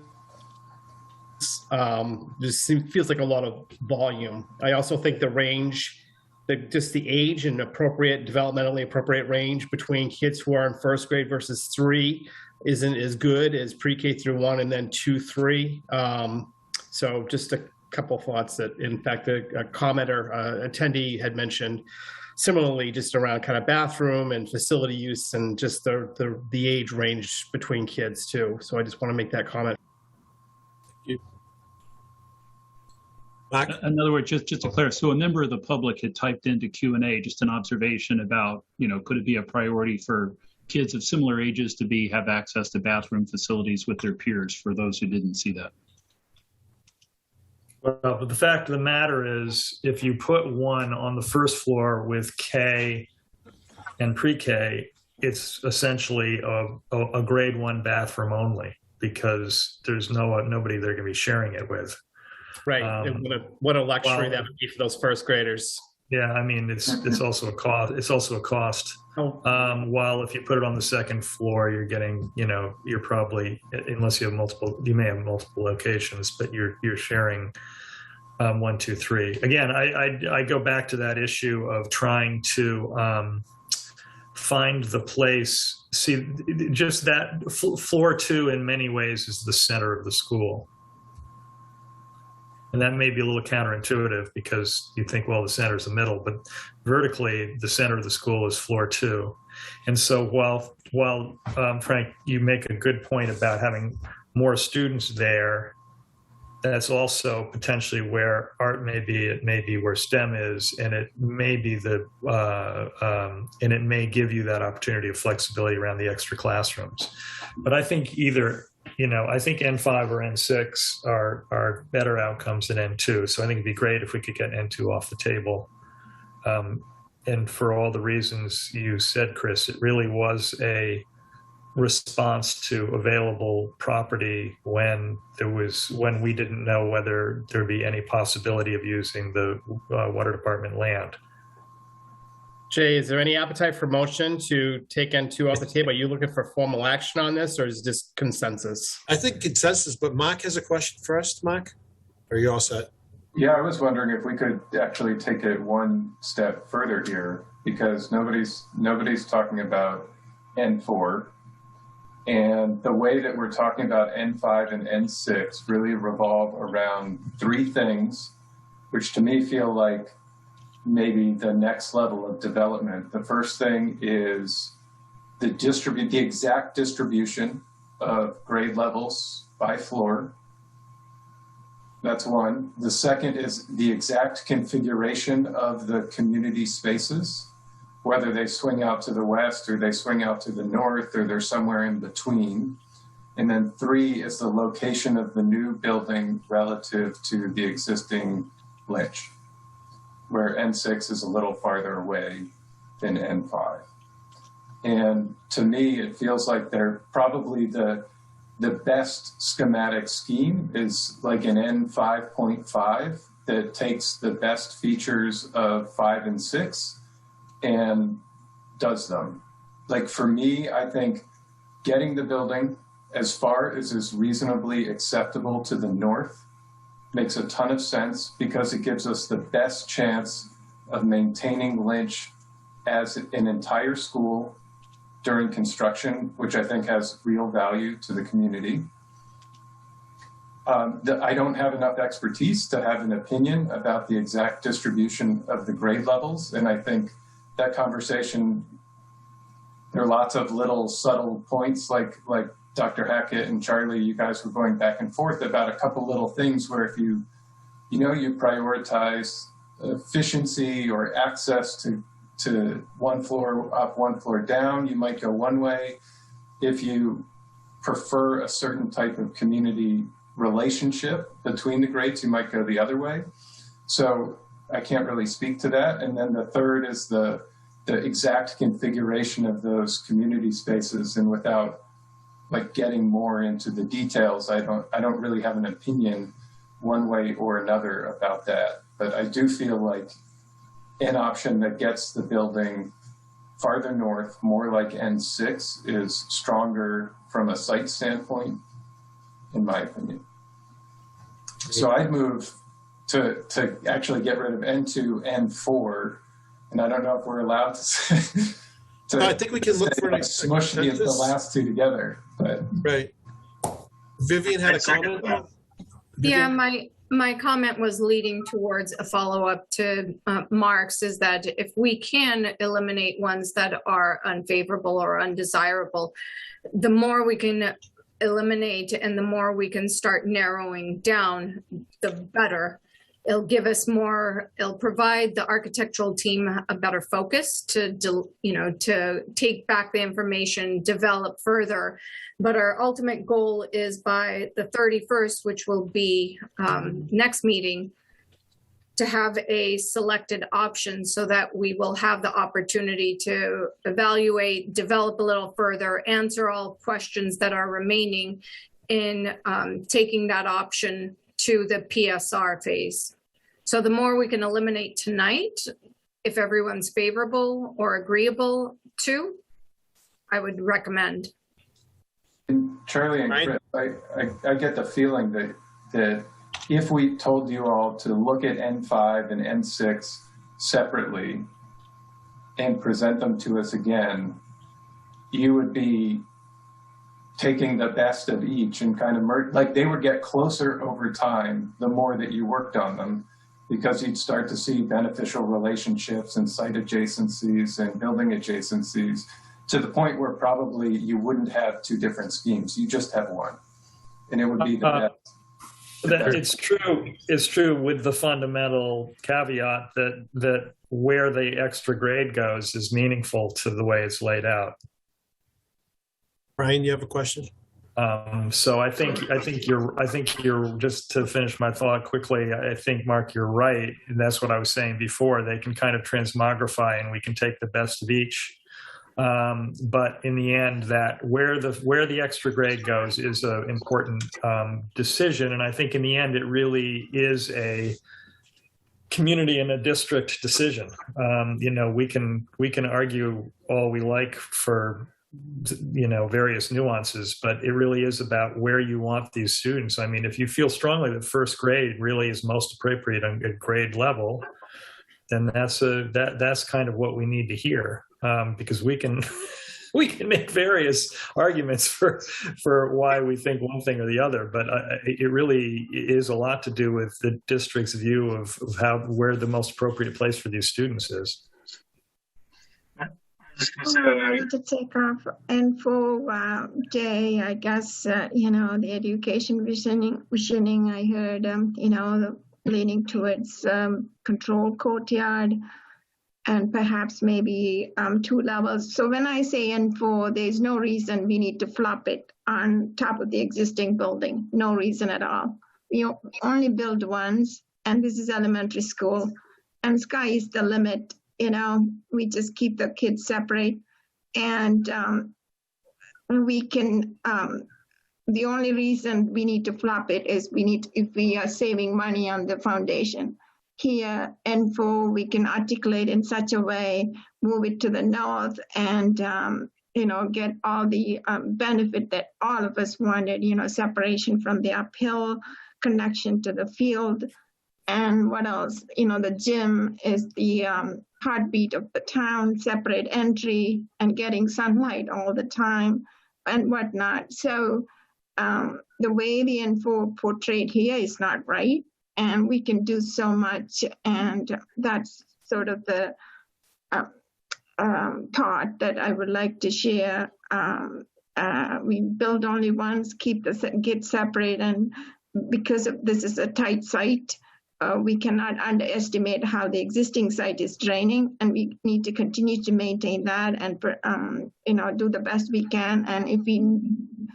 And we need to rethink how N4 could adapt the best features of N5 and N6 has and come up with a scheme, and that would benefit all of us. That's my thought. So let's let Brian get a comment, please. Brian? I was just going to agree with Mark's comments that we should scrap N2 and N4. I understand Keats's point that we could move N4 around a little bit. From an educational perspective, I've heard more enthusiastic comments about both N5 and N6. So in the spirit of the time frame and what we actually have to accomplish here, and the fact that anything resembling N4 involves much more swing space, which is detrimental for a lot of reasons, I totally favor scrapping N2 and N4 and either iterating both N5 and N6 relative to the distribution of the grades on the floors, or trying to come up with a 5.5, which merges the best of both. But we still do have fundamentally the issue of which grades go on which floors, but really just seconding Mark's comments on that point. We got Todd and then Mark. Todd? Yeah, I'm also in favor of getting rid of N4. I think as Geetha was saying, moving it further to the north, you're almost in the flood zone. So I don't really see that as a viable option. Mark? Who would make the call here? Would it be you, Dr. Hackett, about the distribution of the grades and what's optimal for the town? Ultimately through me, but I would want to have more feedback than I have right now, Mark, from teachers specifically. We've had a great team that came together for the visioning, but we start getting close to the classroom. The closer we get to the classroom, the more input we want. So I value my life more than that to make the decision for people tonight. So, and I'd be interested to see, also obviously from administration too, but I'd be interested to see how people felt about it. I wonder if it's as clear for everyone else as it is. There isn't. We have Lisa and then Colleen, and then maybe we can get a consensus. Lisa? I think we should go with N5 and N6 and try to combine them together. I think we should take the N2 and N4 off the table because that's what it seems like everybody's pushing towards. And I'm wondering if we should make a motion towards that so we can at least narrow them down a little bit. That's what I think. Do we need a motion to narrow down N2 and N4, or do we put that on the table? I think we can do it with just a consensus. I don't think we need a motion at this point. Vivian, would you be able to advise on that? I mean, ideally, it would be nice to have a vote so that way we can make sure that everybody is in agreement and we could record it as such versus having a consensus. I just throw out a quick contrary view, though, which is, remember, at the end of the day, we have to submit 3 schemes to the MSBA. As Vivian was just saying a few minutes ago, ideally, what we would to really give TAP A and the full team, including our estimators, all the time we can possibly give them. If we can settle on a single replacement option by our meeting on January 31st, that's going to give them the most amount of time. Yes, we can still have a meeting on February 7th. There will be that would be a great opportunity, for instance, to talk about things like constructability, swing space impacts. Member of the public weighed in tonight and was just asking about what about future expansion. That's absolutely a criteria we want to look at in any of these. Well, certainly in the preferred option, this could be something that we could discuss. So at the end of the day, we're sort of trying to cut 4 down to 1. I could go either way. I think it sounds like there's consensus to drop into an N4 and just ask TAP A to advance N5 and N6 and bring back a little more information for us when we meet again on the 31st. I know Colleen has her hand up too. Yes. Yeah. I wanted to agree with eliminating N2 and N4. And then there was a comment in the Q&A, and I just wasn't sure that it was entirely clear to the community, but the idea and the hope, or one of the options, especially for N6, is to maintain the Lynch School. I think the comment asked about using that space during construction. So the assumption, one of the options would be that we would have school be active during construction, then we would be taking down the existing Lynch School after the other was completed. So I just wanted, because that question came up, I just wanted to make sure that was clear. In other words, to minimize the amount of swing space that we need, right? I mean, we're saying right now we think a minimum of 8 classrooms for swing space, but what we really need, I think, is going to become clearer the more steps that we take. John? As we move towards N5 and 6, or some combination of them too. I mean, in Dr. Hackett's point about getting more feedback from the teachers, can that be done between now and next Monday or sooner, in order to give TAP A the guidance they would need to refine them one way, in one direction or the other? And then I guess the last question for him is there any chance in those discussions that the 2-level, that N4 becomes something that the teachers would want to talk about, or the group would want to talk about? And I'm not, I just think that sounds like it's a very important conversation that needs to be had before we can, in how we get there, by staying on the timeline of getting putting something forward by next Monday.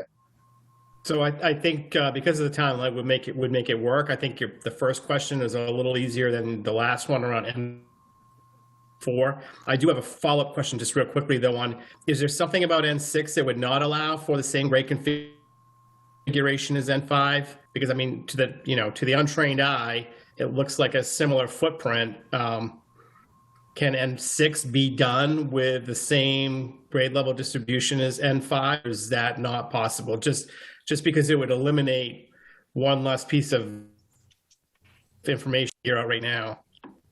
Great. Let me see if I can show it real quick. The key difference, Frank, is on the second floor for just trying to, yeah, so the 3 grades being on the first floor makes a big difference, because you would then drop the thing is that the media center wants to be like a 2-story type space, or at least a taller volumetric space than just 1 floor. And so it takes a chunk out of basically 2 floor plates wherever you put it. And so if we said, I think it ends up being the big thing is that the middle of the building becomes a little different. And you can see here that having the media center on the second floor in both schemes works, but then having lower elements like first floor spaces like back of house or administrative on the first floor underneath where you're putting that third grade, not third grade proper, but that third cohort, that becomes different. I'm sorry, I went the wrong way. That becomes different in these. So it's not to say that they're entirely different or entirely the same, but as Mark was saying, the more that we push on these, you're going to find that media center is probably going to move. If I were to guess, if you were to put 3 grades on the second floor of this option, media is going to go downstairs, and we're going to have a bit more of a challenge trying to figure out how all of those classrooms get windows in that scheme. But it's not unsolvable. It's just telling you the big move that will have to happen based on that. I mean, fundamentally, saying we got a chance. Fundamentally, if you think of it as a tube of toothpaste and you're squeezing the toothpaste out, by putting the extra, I keep calling it the extra, the odd number grade onto the first floor, you are pushing a lot of that core stuff to the left and you're pushing it north, right? In other words, something's got to move to get that extra grade in. So that's why that stuff's sliding up the sheet. And this is the most simple, basic way of explaining it. But by putting first grade on the first floor, we're not displacing, we're keeping, but we are moving other program elements. So that is making those major program spaces are obviously moving to the left, and they're moving up in order to fit first grade. While if you look at the other scheme, but if it was the only chance, if it was the I'm just trying to say that there are fundamental differences in the outcome, which is fine, but they come out differently because of where you put that grade. Yeah.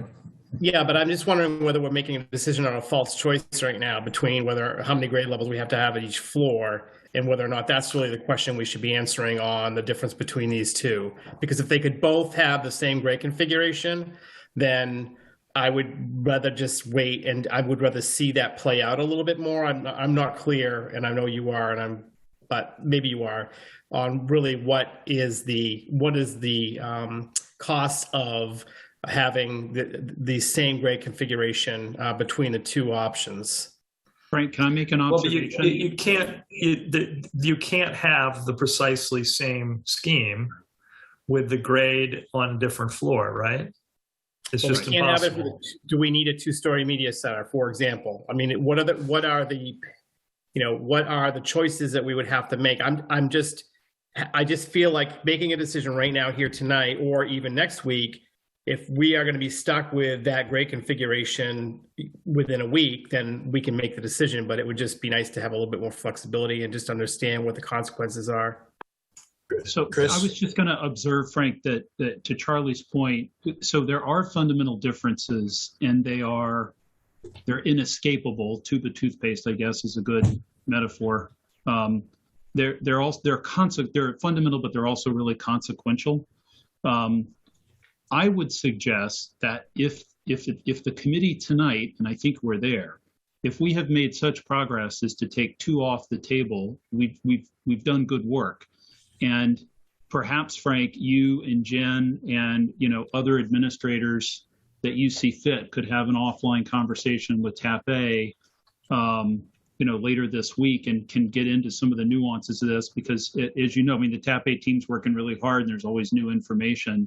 Perhaps you guys could take some time offline to better understand this and ask other questions, and then we come back on the 31st and have that conversation. You might be at a different place in terms of understanding the consequence of these 2 options. And I don't think we're obviously not going to make that decision tonight. But I agree with Charlie. Something's got to give. And maybe we just need a little more time to kind of understand the nuances of those 2. But I think we're there in terms of consensus to take 2 and 4 off the table. Todd? Can you put the last slide back? Motion. Well, I mean, at this point, I would make that motion that we remove N2 and N4 from further consideration for the PSR submittal for the replacement option. Why don't we hold and let Todd we'll take one last comment from Todd because he was waiting. Sorry about that, Todd. And then maybe we can do that. Could you put the last slide back? The N6. So from this here, I see you could possibly move the first grade where the green roof is, move pre-K and K left, and put the cafeteria where pre-K is. So I think you could make this work as a like a N5. Okay. Yeah, I think our statement is not that you can't. We can. I'm confident we can make anything work. Right. It's just the adjacencies of having like gym next to cafeteria with kitchen and back of house all situated in a place where you have, a nice, good drop-offs, all of the sequences work. I'm not scared about making it work. That's not, we could definitely do that. You could also put the media over where the green roof play is and do other things. I just think that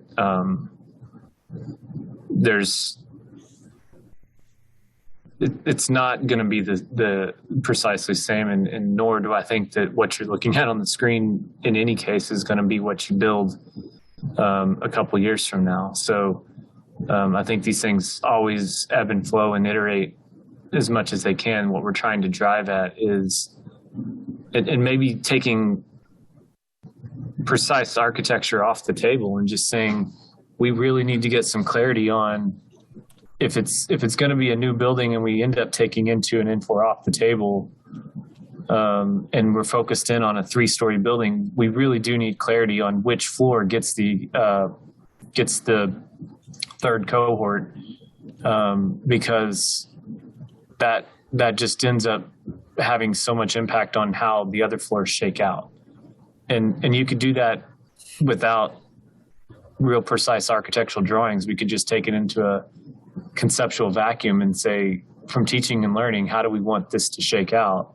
Right. And then we could probably produce 50 options based on that concept, Right. I mean, that's kind of what we're asking for. I mean, does K and 1, do they team teach? Just one and 2 more likely developmentally to team teach? I mean, those are sort of, I think, what we're looking for. One of my favorite sayings is that when the horse is dead, dismount. And I, with all due respect to the chair of the school committee, but who is in the audience, but I do think, I think Chris's suggestion is perfect. I think if we could just have that time, and Chris and Charlie, we can hook up with you just to have this conversation and get some of get some other people in the room just to kind of have that fundamental discussion. Because I can make it from administratively and from a flow and even from an educational and collaboration standpoint, I could make an argument in my head for both. But I want to make sure that we have some additional voices in on this. So if that's amenable to the group, I think that getting N2 and N4 off the table, leaving N5 and N6 for now, giving us a little bit more time this week to have the conversation and revisiting it on Monday would be great for us. Okay. Chris, you still have the motion? Yeah, so moved. Somebody want a second? Second. Who's second? Brian. Brian. Can I get the screen to get a roll call? Yep. I'm sorry. Thank you. All right. Geetha? Aye, but on circumstances, we get the site grading from the TAP-A as soon as possible, That's my thought on that. I continue to emphasize that. So how are you voting? Yeah, how are you voting? You got to vote. You can put amendments on it, Geetha. I echoed my thought to the point, it's just not taken. What can I say? All right, so that's a no then. The site grading is very essential.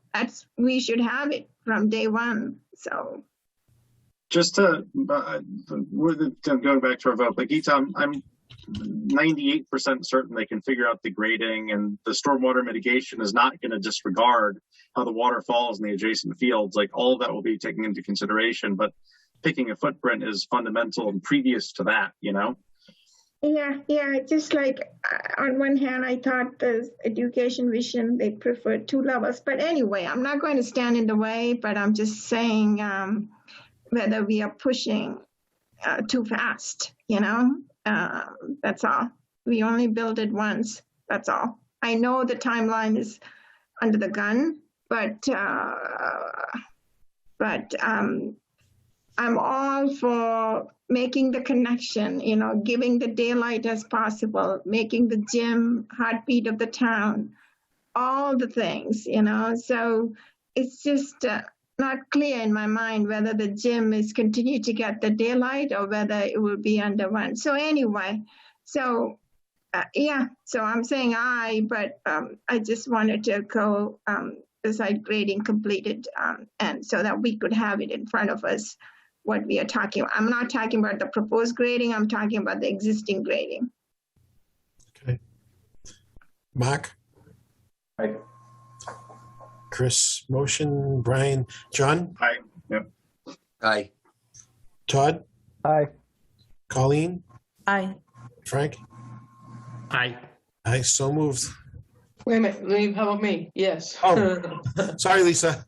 That's okay. Are you in favor? It's okay, Jay. Yeah, the screen. Okay. That's all right. Don't worry about it. Jay, can I just go on the record and say I appreciate and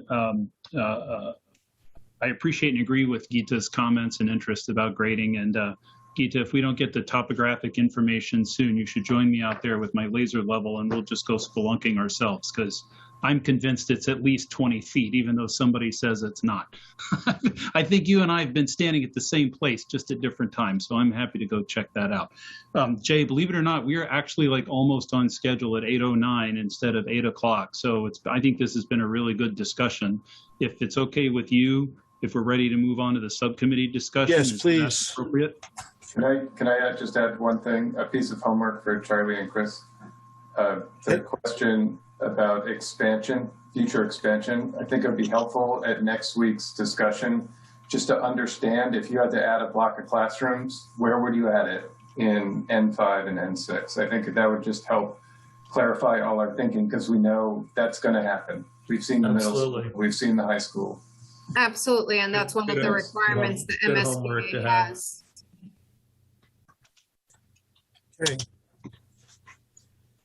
Chris, you want to introduce the subcommittee letter that you put together? So committee members, you should have gotten an email from Jay earlier today with access to this in the project drive. So as we all know, there's quite a lot of interest in a sustainability subcommittee on the project. And as Charlie has indicated, at this stage, certainly really no work to do at the PDP stage, a little bit of opportunity at the PSR stage, vis-a-vis contributing to the lead scorecard on the project. But we also feel that, to have a subcommittee, we need to actually say we have a subcommittee. We've had quite a few meetings, people raise their hands, which is great. And I think we all are in agreement that any member of the EFPBC who wants to be on it can and should be on it and contribute. A subcommittee, that's going to report back to the EFPBC is a public body, so we need to kind of establish what the role is of the subcommittee, who's on it. We've talked certainly in the abstract about some folks outside of the EFPBC participating, including, for instance, Ken Pruitt, who's our town sustainability director. And so back to a point Charlie made at the previous meeting, as a part of the PSR submittal is the lead scorecard, and that is something that this group could certainly weigh in on. So we're really trying to seize the opportunity to establish the subcommittee and make clear what sort of even bigger and maybe more meaningful contributions lie in the road ahead. So I have drafted something that Jay shared with the committee tonight, which is a policy that basically establishes the subcommittee. I'll review with you guys real quick. Section 1 really cuts to the chase present day. The subcommittee may review and make recommendations to the EFPBC on the lead scorecard to be included in the PSR in March, with the goal of supporting a LEED certified project per the guidance of the school committee and as stated in the project RFS, which I think you all have seen. In addition to this, it does go on to say the subcommittee may make EUI target recommendations, preferably benchmarked against other similarly sized and recent school projects.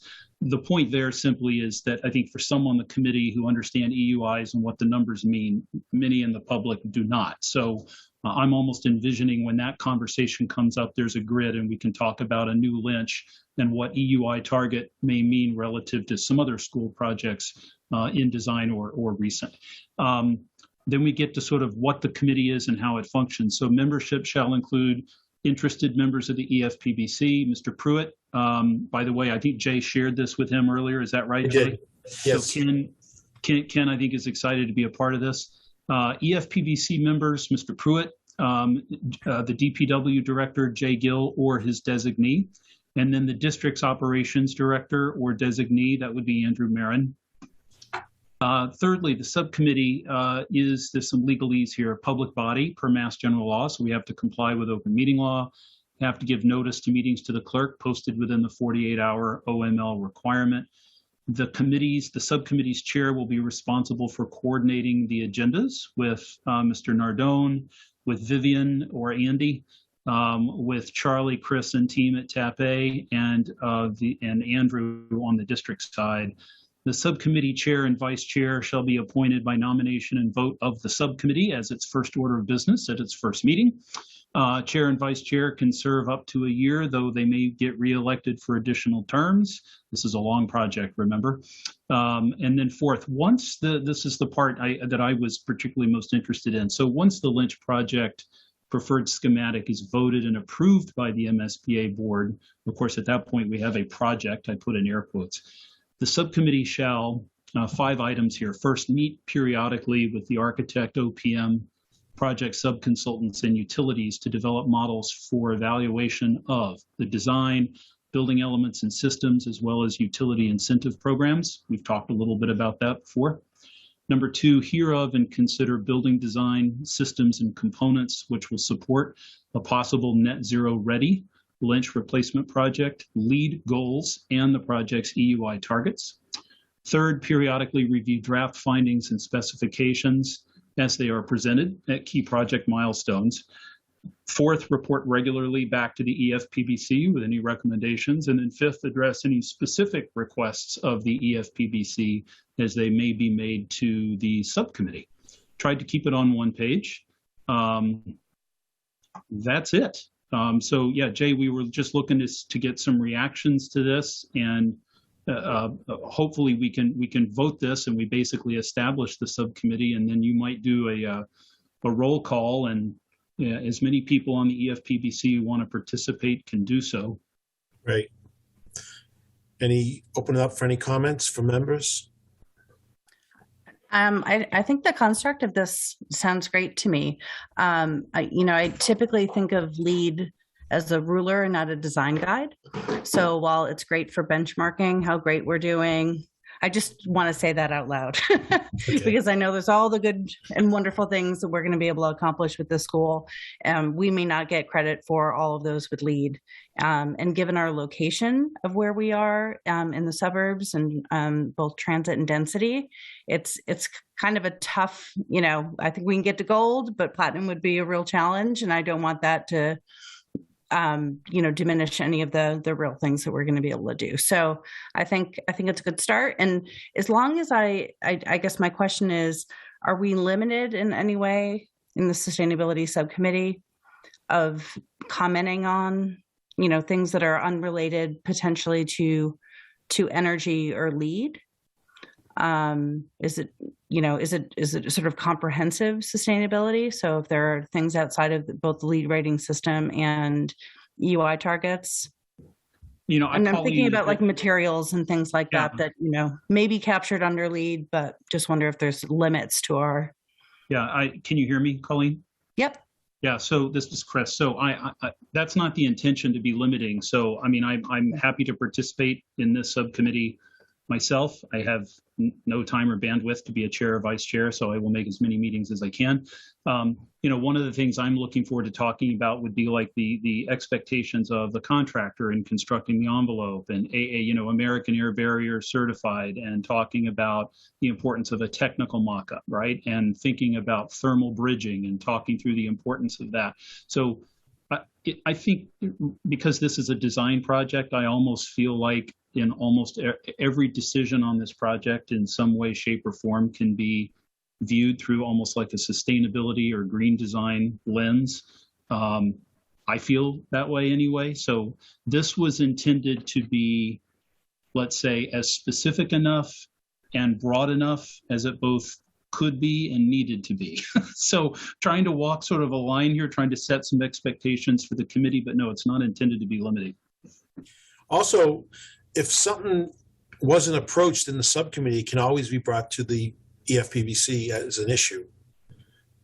Yeah, that's a good If point. there's something that you see that you can't address in the subcommittee, you could always bring it to the full committee. Todd, you have a question? Yeah, I'm wondering if here it kind of reads that the subcommittee will share ideas after the preferred schematic is approved. Shouldn't we be involved during this process of the schematic option? So I think, Todd, if you want me to jump in on that, Jay. So I think the TAP A team is looking to meet with the committee very, very quickly. In other words, there's some lifting to do even for the PSR. I think to Charlie's point, and I may put Charlie on the spot here for a moment, we don't really have a project until the board votes the preferred schematic. So this is maybe a reflection of the kind of hurry up and wait mentality. We have these bursts of effort and bursts of energy. We submit everything to the MSBA and then we sort of have to wait.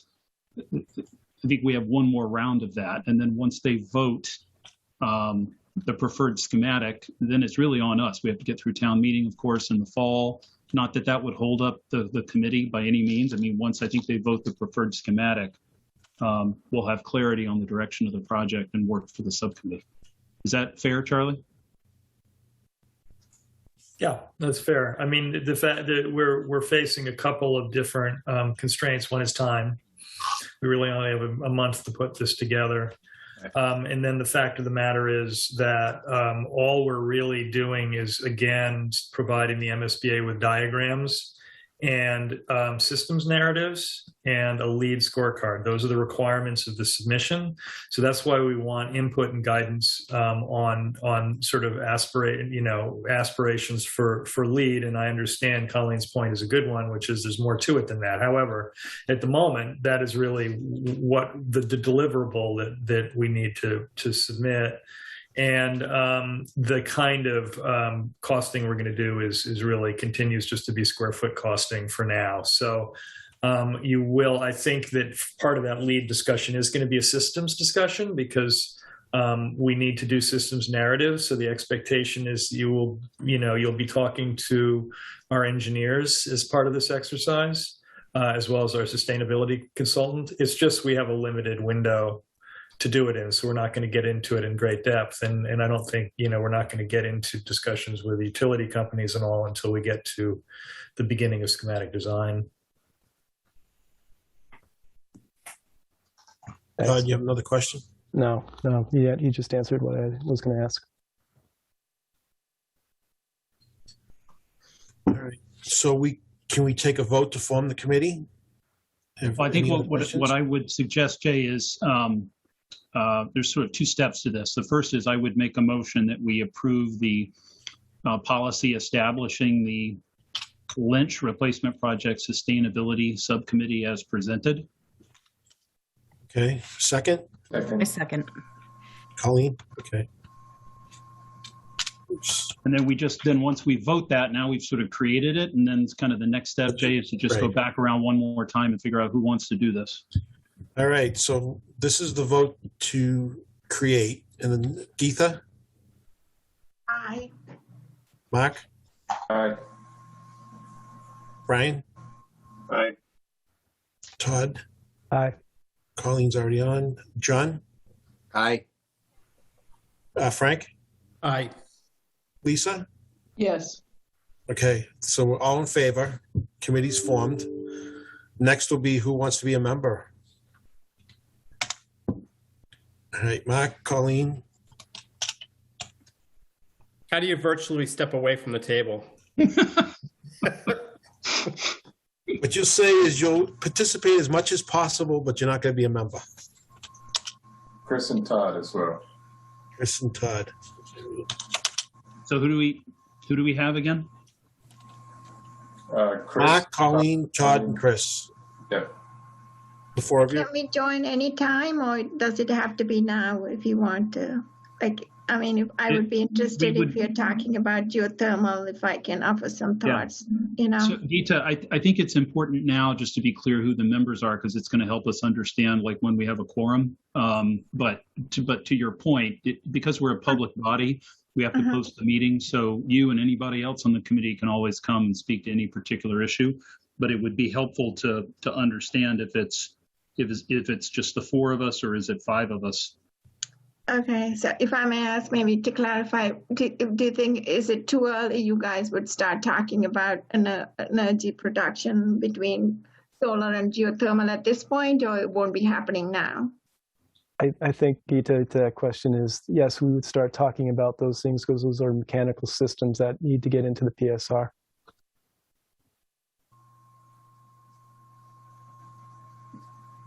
I want to be sure the design team hears that and is agreement with that. I mean, I know I think we're still trying to figure out how we think about geothermal and what we can budget for geothermal just in the feasibility stage. You know, I know Vivian, you gave us some information on costs for wells on Swampscott, but I don't know that you were able to find the evaluation piece.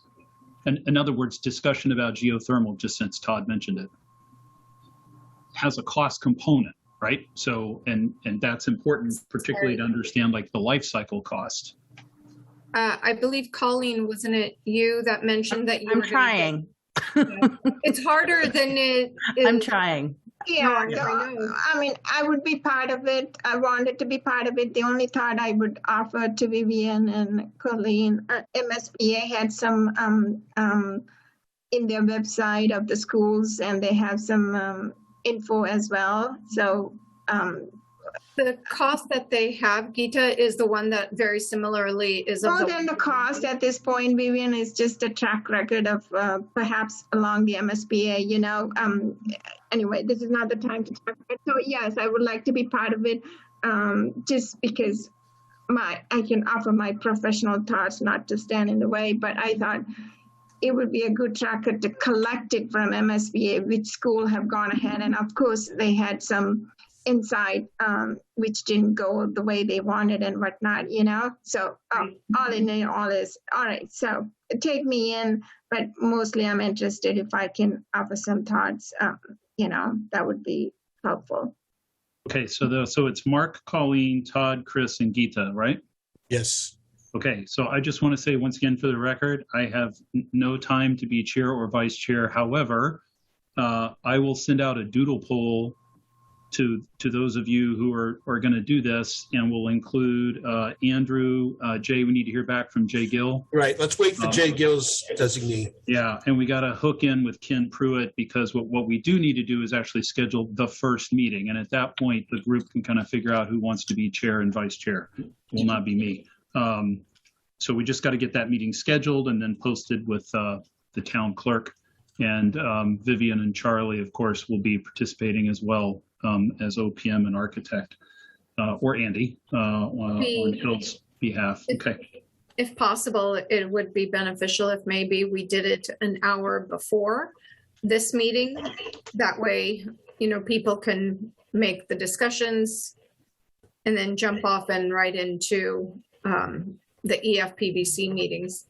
That's how we did for Yo. I actually, I don't know. I mean, I kind of feel like we might want to give it its own space instead of having to have a hard stop, you know?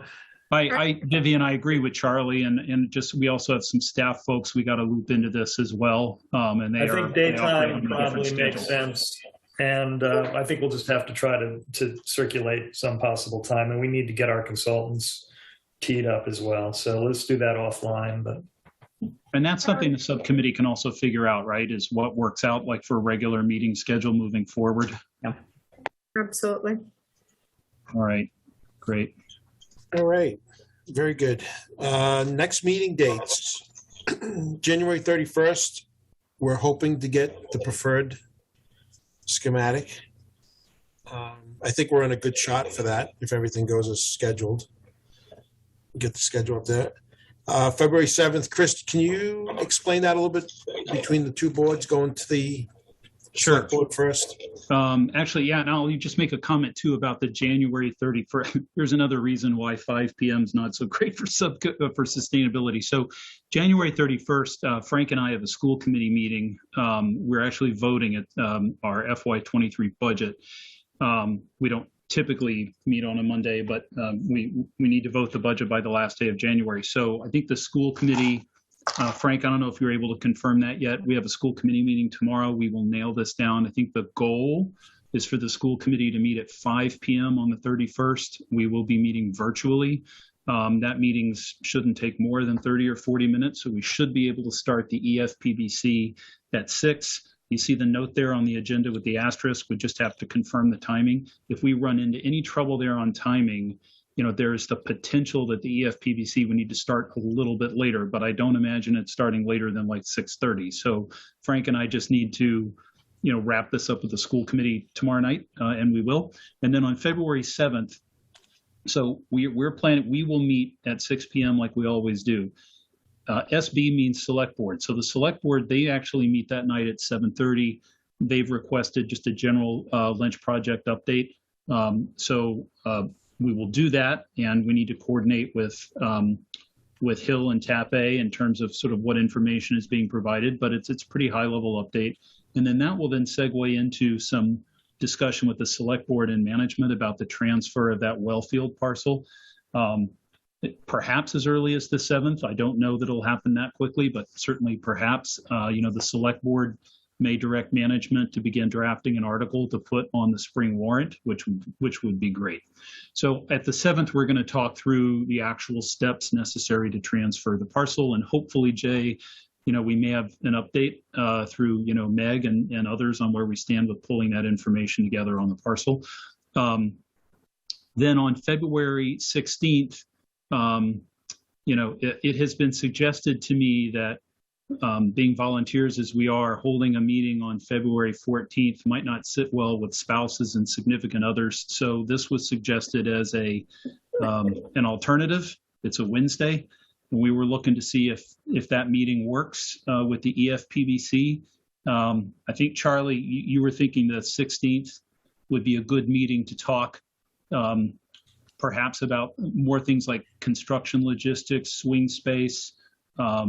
We could certainly talk more about expansion options, although we will have already, picked a replacement scheme by then. Maybe you can just offer a little insight, Charlie, on the kinds of things we can continue to talk about on the 16th, even though that's, your estimators already have the information and so forth. Right. At that juncture, the schemes have been sent off to the estimators. So, Chris, I think what you said is right. It might be a good opportunity to catch up on these other topics, which are really germane to the estimating exercise and also ultimately to the how the town wants to approach this. But available swing space, how we might treat swing space, and of course construction logistics, lay down space, construction traffic, all those topics I think would be worth going through possibly at that meeting. It might be a good opportunity, for some more public feedback on many different elements of the project. And then just as we had a formal vote to authorize Hill to submit the PDP, we would need to do that on February 28th, given that it's due on March 3rd. So more details to be, I think, developed on other stuff for the 28th. Do you mind, Jay, if can we ask the committee what they think about that week of February 14th? Is February 16th an option for members? Anyone have an issue? No. I saw a thumbs up from Mark. I have to leave at 8:30, but if we adjourn before 8:30, then it's fine. I have a housing partnership meeting that starts 7:30 on that date. So 7:30. So Lisa, if we started at 6, just given the kind of we obviously plowed through a lot tonight. The schemes would have been submitted by then. My sense is we could cover a lot in 90 minutes. Yeah, we're happy. I don't mind going between the different meetings. The design team's happy to commit to an hour and a half and no more. We just create a hard stop. Yeah. That would be fine then. So why don't we plan on that, Jay? Yep. That'll be an oddball Wednesday meeting for us. More details. I may have a conflict, just so you know. Okay. Okay. Got a lot done tonight. Any other comments? Or Did we have any spending authorizations to approve? None. Okay. No. Not tonight. That was just a placeholder, Brian. Yeah. Yeah, we did well. We were targeting an adjournment at 8:20. It's 8:33, so I think we covered a huge amount of ground. This discussion on all the options was very helpful tonight. Fingers crossed for PDP comments from MSBA, you think, Chris? We have not received any yet. Okay. We get a motion to adjourn? So moved. Second? I second. Pauline. All right. Geetha? Yeah, aye. Mark? Aye. Brian? Aye. Todd? Aye. John? Aye. Frank? Aye. And Lisa? Yes. Okay, so moved. Thank you, everyone. This was a great night. Good Good meeting. job, everybody. Thank you. Nice.